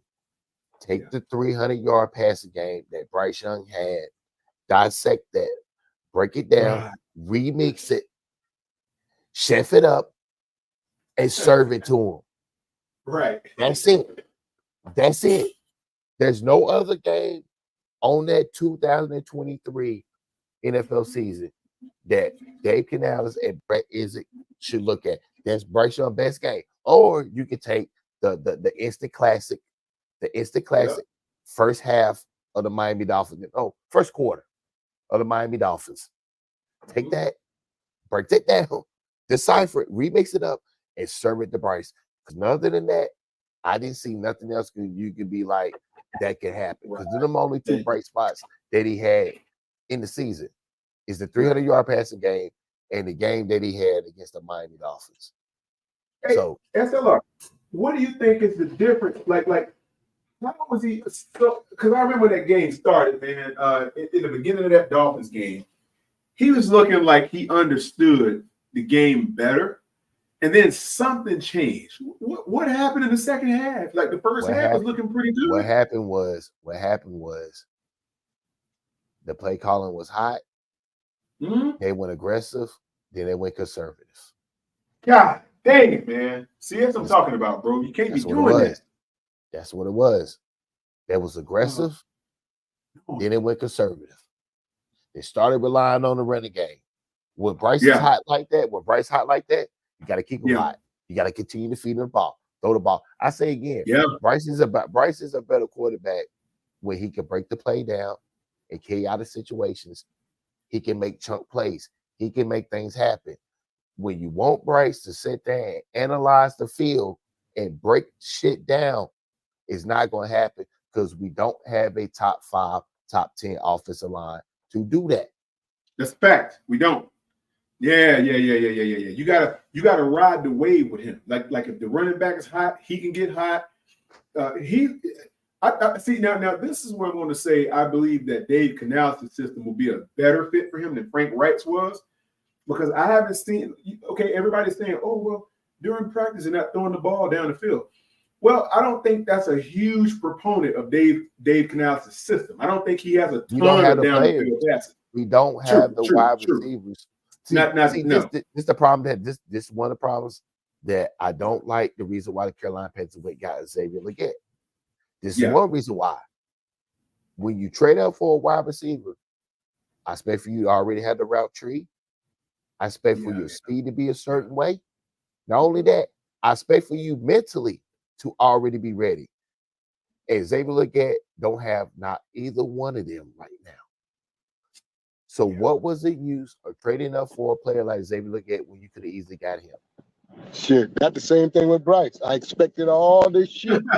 Yep. Do not have any of it. That's what I'm saying. So that's why I'm telling people to chill out with the Xavier Legette, because I don't want y'all, because once the Carolina Panthers fans get disappointed in you, they don't hark back. They don't hark back. I hope Legette. Well, they ain't gonna blame him, but I think with Legette, I think he's in his position. He's more talented in his position than Bryce is in his. Now, I'm gonna say that. Okay? I think he could go out there, and I know Legette is a dog now. I can believe that too. That's true. That's true, believe Howard. that. But Howard, that's that. true what you're saying. But do you okay? All right, Xavier Legette, he only had one good season in college. One good season in college, not four. One. Right.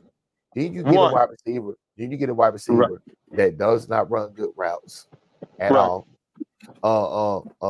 Does not break the playbook down, right?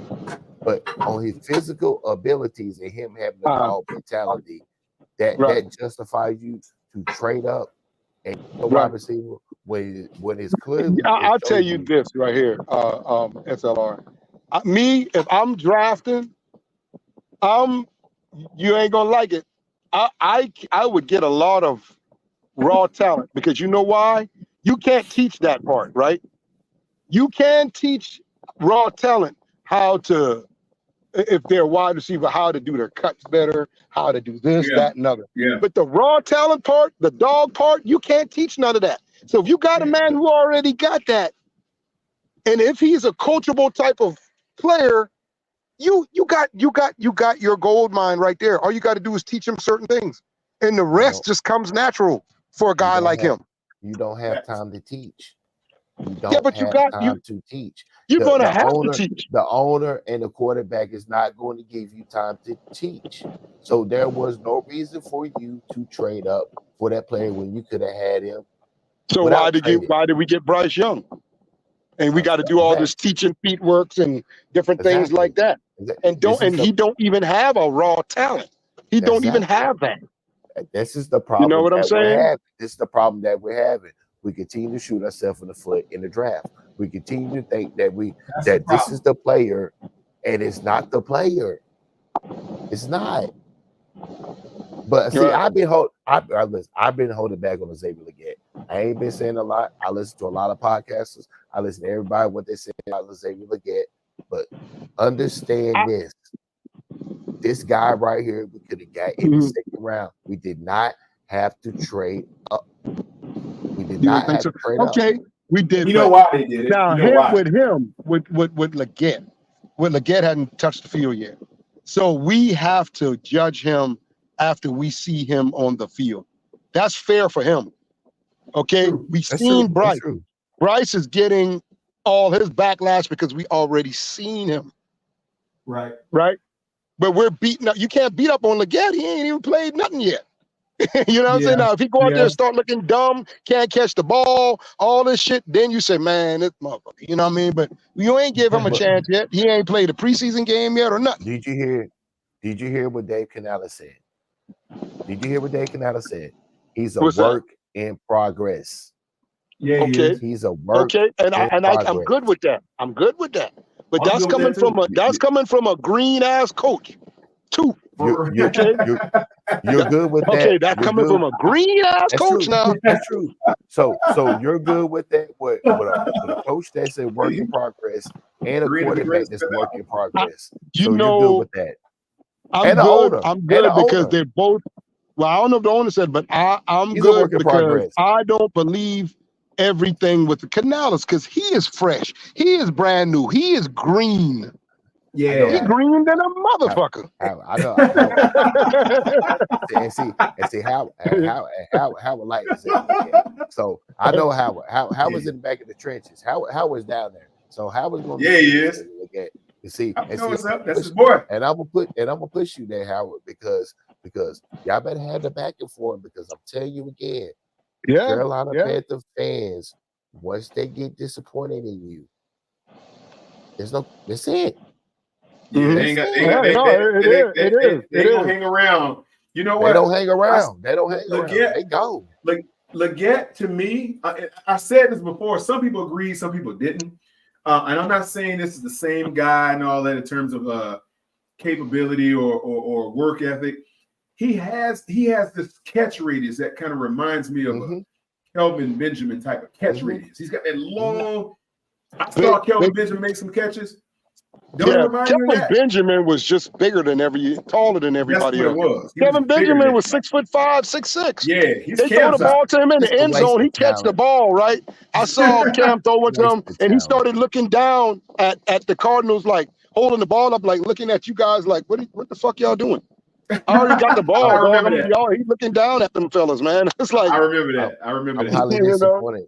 I'm highly disappointed in Kelvin. Just a waste of time. I was disappointed because I love Kelvin, man. I swear. I said, boy, nobody's gonna be able to stop his ass. Nah, he just didn't take it seriously enough.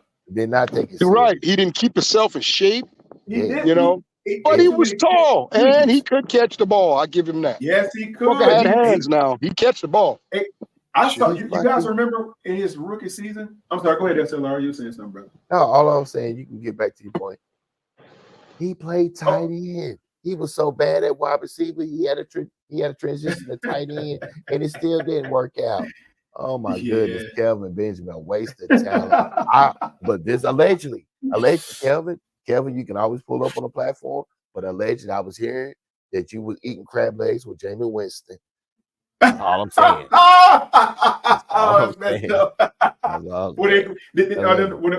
When the ones he pulled out his pants, S.L.R. Yeah, crab leg pants. Yeah, the one. Yeah, allegedly. Yeah, I heard. Oh man, Kelvin, if I'm wrong, quarterback in college, wasn't he? Huh? Yeah, that was his quarterback in college. Wasn't it? Jameis Winston, Kelvin Benjamin. Yep. If I'm wrong, Kelvin, you can pull up. Florida State all day long. I was here. I heard Jameis Winston share 2 legs with you. He gave you 2 legs. Just 2. 2 legs. And a little bit of butter. They gave him 2. And a little bit of butter. So he gave you a little bit of butter. That's messed all the way up right there, brother. Yeah, man. Wasted talent. I had the nerves to say something to Cam Newton. Come on, man. I tell you. Oh, go ahead. Go ahead, Howard. Go ahead, Howard. Howie. Yo, no, go ahead. I'll mute y'all for a second. I'm in the liquor store. Okay. Do your thing, brother. Hey, you remember that? See, what got my attention from Kelvin, right?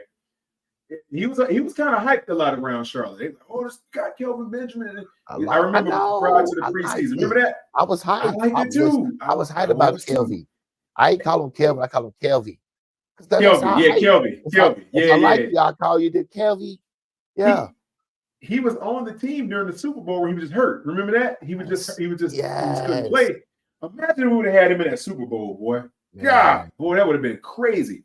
And then I remember that he had this one catch. That's the one catch he made in his rookie season when he had 1,000 yards.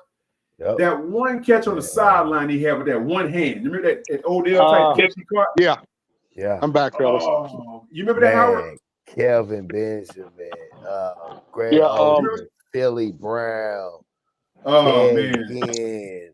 I tell you what, boy. Cam Newton got in Kelvin's face now. He punked Kelvin down now. Punked him down. Yeah, he did. I remember that. He punked his ass down. Yeah, he punked him. Kelvin didn't want that smoke. He didn't want that because Cam was looking him eye to eye. Like, when he told Thomas Davis, back up. I got this. Back up. Go ahead. Finish the story, Howard. Finish the story. Cam and Thomas Davis before every game, even after game, they like to clown each other. Yeah. They would push each other and motivate each other. You know what I'm saying? Seriously. They would point out each other's mistakes and get on each other about them shit. Yeah, in a good way. In a good way. There wasn't no time when they wanted to fight or anything like that. No, they just talk trash. No. You know. And I think him and Cam was doing it at the time, and he saw Kelvin and shit. He walked up to him, and I think Thomas Davis tried to get in the middle. He kind of just pushed Thomas Davis off, like, no, I got this. I got him. Hey, Thomas Davis walked off too, boy. Get y'all feet. That's what I'm talking about. Cam said, "I got this. Let me be a man." Yeah, let me be a man. I got this. They still the best of friends to this day. Too. Yes, y'all they saw are. that podcast? Oh yeah. Y'all saw it? Oh yeah. He said Cam. He said he gave Cam his flowers like a mother too on that podcast. Oh yeah. The other day. Saw that? Yep. And see, Cam. If you hear us, Cam, listen. Let it go, man. Whatever animosity that you got between David Tepper, whatever, bro, let this go. Do this for us in the community, for the Panther Nation. Come home, man. Like, stop come on, man. Like, understand this. It's you and Jake Delhomme. Y'all the only two quarterbacks that hold the crown. We asking Bryce Young to take the crown. Y'all the only two quarterbacks that led us to the Super Bowl. Boy, that's some shit. He ain't never gonna be able to. It'll be another quarterback. It won't be him. I can promise you that. It won't be no Bryce Young. Hey, Howard, I hope so. I hope so, Howard. I hope so. My thing is, I hope so. I want Cam to come back in the organization because Cam need to be in the organization. If Luke Kuechly could be in the organization, Thomas Davis could be in the organization. Listen, Mike Rucker could be in the organization. Me as a coach, like, I don't understand why these coaches don't see. I mean, it's a cultural thing, though. You know, it does matter when it comes down to race. Not saying nobody's racist, but if I'm black, you know, what I see, you know, might not appease a white person, or other way around. It's just that's just how it goes. The talent that we see, they don't see. You know what I'm saying? And what they see, we don't see. We're trying to figure it out. You know what I'm saying? But we don't. That's the problem. You know. That's true, because Cam, I feel like Cam, he can be part of the marketing. He can be a part of, if he want to be a part of the coach staff, a consultant, something. Learn the that's game. What you need. Learn the game. Exactly. We need players like that around the franchise, because I say before and I say it again, we don't build the franchise organization from the ground up, from the grassroots. We don't see enough of the legends around in the building, in the stadium. That's what the fuck we need. We need the new generation to feel the old tradition. See, let me tell y'all, and I don't know if y'all remember, this is why I am upset with Tepper a lot, because when he hired Rule, you know what his reasons for hiring Rule was? I don't know if y'all remember. That's crazy. I remember. Go ahead. Well, he dresses like me. He kind of looks like me. This ain't funny. He actually said this shit. He said that. Smart. You know what I'm saying? Yeah. He said it. And it's like, wait a minute, man. What the fuck is this bullshit? Yeah. That's why? Yeah. So you're not looking at talent at that. I mean, you're not looking at what this guy can do. You're looking at a cultural stand, like my son. I see him. I see my son in him, or, you know, I saw myself in him type thing. That's what you're going off of that. Of course, it ain't no black person gonna look at him and say, I see myself in Rule. You know that's not gonna be that. So that's all the wrong reasons, man, to hire somebody. That's true. Mm-hmm. Come on, man. I missed that one, Howard. That was slipped past me. He acts like me. He wears the jeans. He wears, like, what the fuck did you say all that? Well, you know, if you hear Matt Rule, he talk like he from NASA. He got that NASA talk. You know what I'm saying? He really does. Yeah. You know what I'm saying? So that shit perks David Tepper eyes. That would get David Tepper wet. That would get him hard. When you talk that goddamn NASA talk, oh my goodness. Yeah, you get his juice going. He got to have you. He got to I have just it. want to say this to Tepper. Hey, Tepper, hire me. Give me a chance to fuck a team up, please. Give me a chance to fuck it up. You're giving everybody else a chance to fuck shit up. Give me a shot at doing it. Damn. Yeah, right, Tep. If you hear us, Tep, if you hear us, David Tepper, give Howie a chance. Trust me. Howie know what he's talking about. Give him a chance. Shit. Stop playing around. Better than what's going on in the upper room any damn way. Like, come on, man. I said it before. I said, yeah. We don't have enough. We don't have enough in the Ring of Honor. We don't honor the legends enough. We don't have them walking in the building. It's the tradition. It's the tradition. The Carolina he killed it all. He killed it. He did. He messed it up, man. We should have we need about 5 more names up there on that thing. We do. Killed it. Because I said before and I said it again. Yep. Luke. Talk it. You gotta put Stewie and Williams up there. Believe it or not, you do.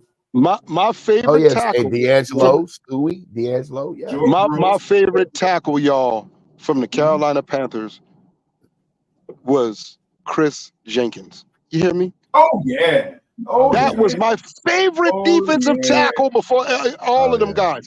This man could time the snap of a ball better than any defensive tackle I ever seen. I was like, how does he time this shit like this? Beautiful. He was crazy. He was unworldly, Howard, the way he moved. Beautiful. He moved so gracefully as a guy that big. God, man. I swear. Like that. How? Ask me what about this defensive tackle? Jenkins and Brenton Buckner. Oh my! Brenton Buckner. Oh yeah, I call him the sandwich man. That's the sandwich man. Yes, everything. Buckner was the sandwich man. Yeah, dog. I ain't never seen nobody ever run through him. Boy, you run into that, you just going down. That's all it is. Yeah, straight up, just like that. Yeah, down. Facts. You're going down. And the way he was shedding blocks to get to the second level was crazy. Oh my God! He would snatch you down, or boom, and step on you. Hey, we talking about Peppers, but what about Mike Rucker? Y'all understand how good Mike Rucker was? That defense don't work. They don't work without him. It don't work without him. And it had a standing backup that was basically a starter, Al Wallace. Remember that? Al Wallace, go get it. Boy, Al Wallace was a monster too. We had starters. He was. Yeah, that's what I'm talking about. We had guys on the second string start. That's what I'm talking about. See, I think other franchises do it. They try to mimic. They should be mimicking their best times. Or best. You mimic that. You try to find that over and over and over again. That's how you stay successful. New England did it. Exactly. Because I guarantee you, in New England, when you step in that building, you're gonna see nothing but the tradition. You're gonna see all the players who came up that didn't start, won Super Bowl. Yes.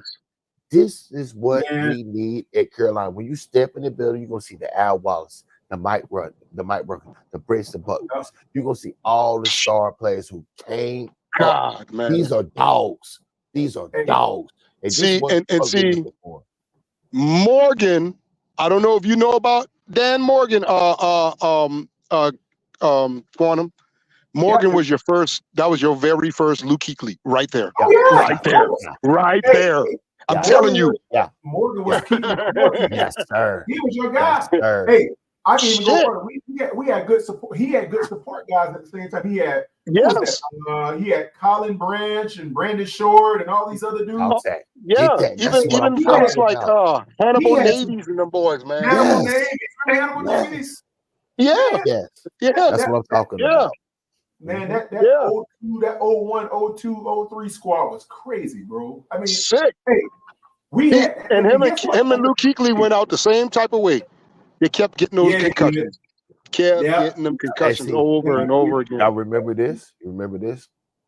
Julius Peppers was part of that team too. Oh yeah, we know. Julius Peppers was part of them teams too before he went to the Chicago Bears. Yes. 2001, 2009. Yes. Julius Peppers. Come on, man. I know. Yes. Hey, look. Here's a name that I wish we would have kept, but I don't know why we didn't keep this dude when we had him during Cam's third season here. Whatever. AJ Klein.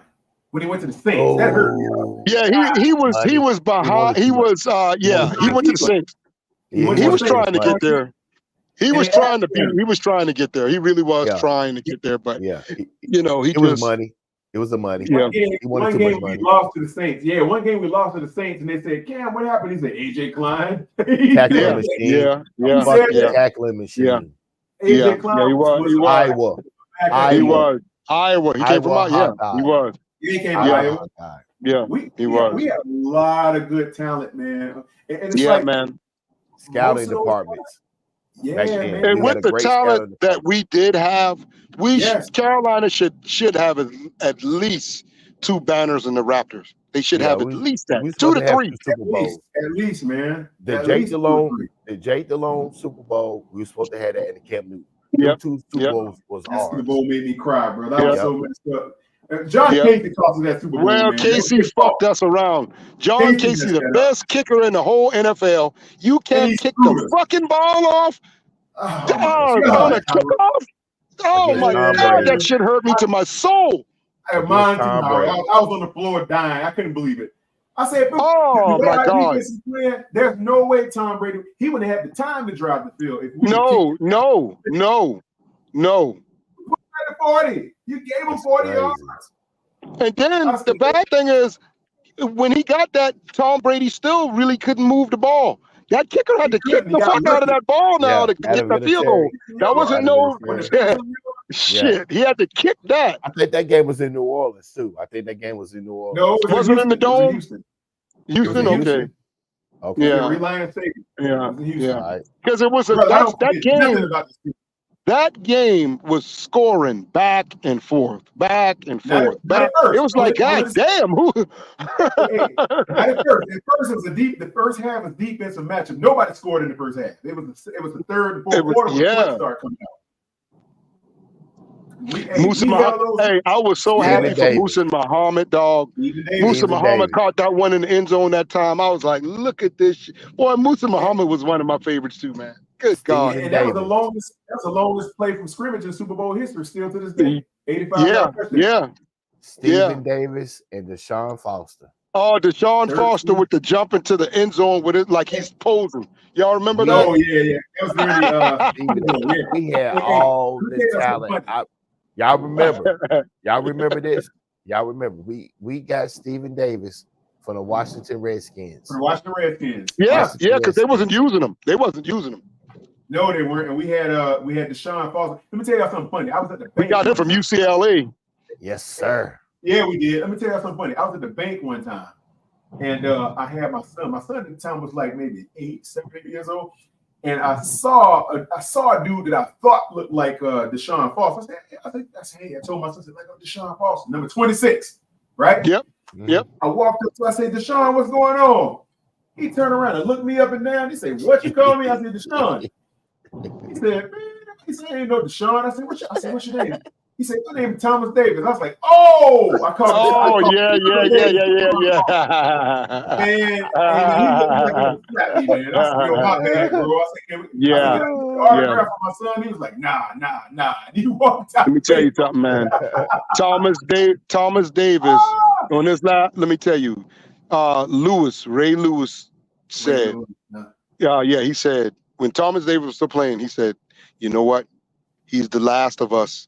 And I understand what he was saying. He said, there was these style of linebackers. Style of play. And Thomas Davis was, he said, he's one of the last of us, that style of a linebacker. Yes, sir. But he played a dangerous style. Hey, I knew he was going to be a monster from his very first game when he put a hit on that dude from the Packers. Oh, you talking about on the kickoff? Yeah. He hurt that dude. He hurt him bad too. He hurt that dude bad, boy. He hurt him. same game where Steve Smith broke his leg. I think that was. Yeah. He hurt that dude bad, boy. I remember that. Yeah, we had just came up the Super Bowl. Right. 04, and Steve Smith broke his leg in the first half. Because at Georgia now, Thomas Davis was a goddamn safety. Safety. He was. Okay. They brought He was a safety. Just like Shaq Thompson was at Washington. They brought him in as a safety. At Washington, Shaq and Thompson so was a safety. Thomas Davis put on pounds, but he was just a hard-nosed hitter. Thomas Davis was a hard-nosed hitter. You know, he tackled you straight up. It was no bullshit. Yeah, he did. Okay, so. And what's crazy is Carolina played him at safety too. That's right. In the beginning. First 2 years, they played him at safety. Yeah, in the beginning. Till he got the injuries, he converted to linebacker. Well, here's one though for you guys. Here's one for you. John Beeson. Oh my God, a beast, a dog. Yeah, John Beeson was good, but John Beeson could have been better. Okay, he was good. Beeson was good, but he could have been better. You know, them guys started running right at him, man. After a while, money, man. Because he went straight to the Giants. The money, he went to the Giants for the money, man. He wanted to move. See, he didn't want that position. See, he wanted. See, they moved Luke Kuechly into his position because Luke Kuechly was better. Right. And he didn't like being on the weak side. He's like, Kuechly could read the field better than him, man. Way better. Way better. John Beeson, Luke Kuechly, and Thomas Davis at one time. And Thomas Davis. Oh my! I remember that. I remember that. Yeah. God, that was sick. And then but Beeson kept getting hurt too. He started getting hurt every time. He did start getting hurt. He started getting hurt a lot. And that's why he got the bag. He went got the bag though for the injuries. He went got the bag though. But damn, just that's crazy. We had so much talent that ran through this organization. We did, man, especially on the defensive end. Oh my! Most of the defense. I feel like we could have won 3 Super Bowls. Shit. Well, three conference championship appearances, 2 Super Bowl appearances. Oh, we got an NFC West division title too. We certainly do. We got that. We got 3 conference championship appearances, 2 championships we won. 2 Super Bowl appearances. We got a host of division championships. Yes, we only missed 3 one thing. The Super Bowl. We only missed one thing. Yeah. So, Super Bowl. So as I say again, you walk every player. Bryce Young, you take him to the trophy room and you show him what's missing, and you walk out. And you walk out. You close the door and walk out. Right. You figure it out. You look and what's missing. And when we come back Monday for the meeting, I'm gonna ask that question: what's missing in the trophy case? What's missing in the trophy case? And if none of y'all can't give me the right answer, you're getting cut. You don't deserve to be here. You don't deserve to be here because I want winners. Oh man, bro. Yeah. Hey man, if Dave Canales can, well, let me say it this way. David Tepper ain't going to reorganize or refit the culture at all. He don't know what he's doing. And matter of fact, there have been no, and I hate this, and I can't hate to say this. I love to say this. There have been no reported sightings of David or Nicole Tepper on the field anywhere. I ain't seen them out there at all. Yeah, not right now. Not right now. I haven't seen them. Preseason. I was looking for them. Training camp. It's a plan. It's a plan. It's an art of war. It's an art of war. We go. This is what the Tepper's doing. Yep. Because listen, as an owner and them, you always got to come out. You got to speak. You eventually got to speak. So, boom, what they're gonna say? We listen to y'all. We gave y'all what y'all wanted. It's not working. Now we have the right, because this is our team, to show face. We can't say shit. We can't throw no petitions out. We can't say this is the owner suck. No, this is that, because you know why? All thing you gotta say, we listened to y'all. We fell back. And you know we're gonna say, yeah, you did. Yeah, you did. But see, me, a smart man, it's a smart play. It's chess, not checkers. They know what they're dealing with. And trust and believe, David Tepper has sat back long enough. People may think that he's a super strong backing for Bryce Young. No, he's not. Because you know why? the money and the difference, that shit can be, that's nothing. It's nothing. It's about winning in the end of the day. So people have to understand that Bryce does not have a safe landing. There's no safe landing. He has to make that. If he can't make it, somebody else will come in. Yeah, he ain't got the luxury of time on his side. No, there's no luxury of time. There's none.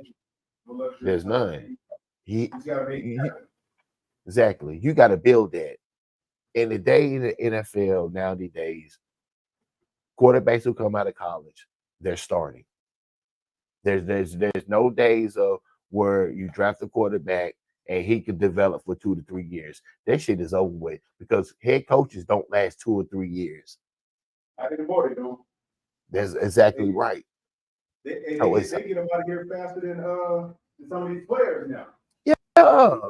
Yeah. Exactly. They got Brady Christensen like about to start. Yeah.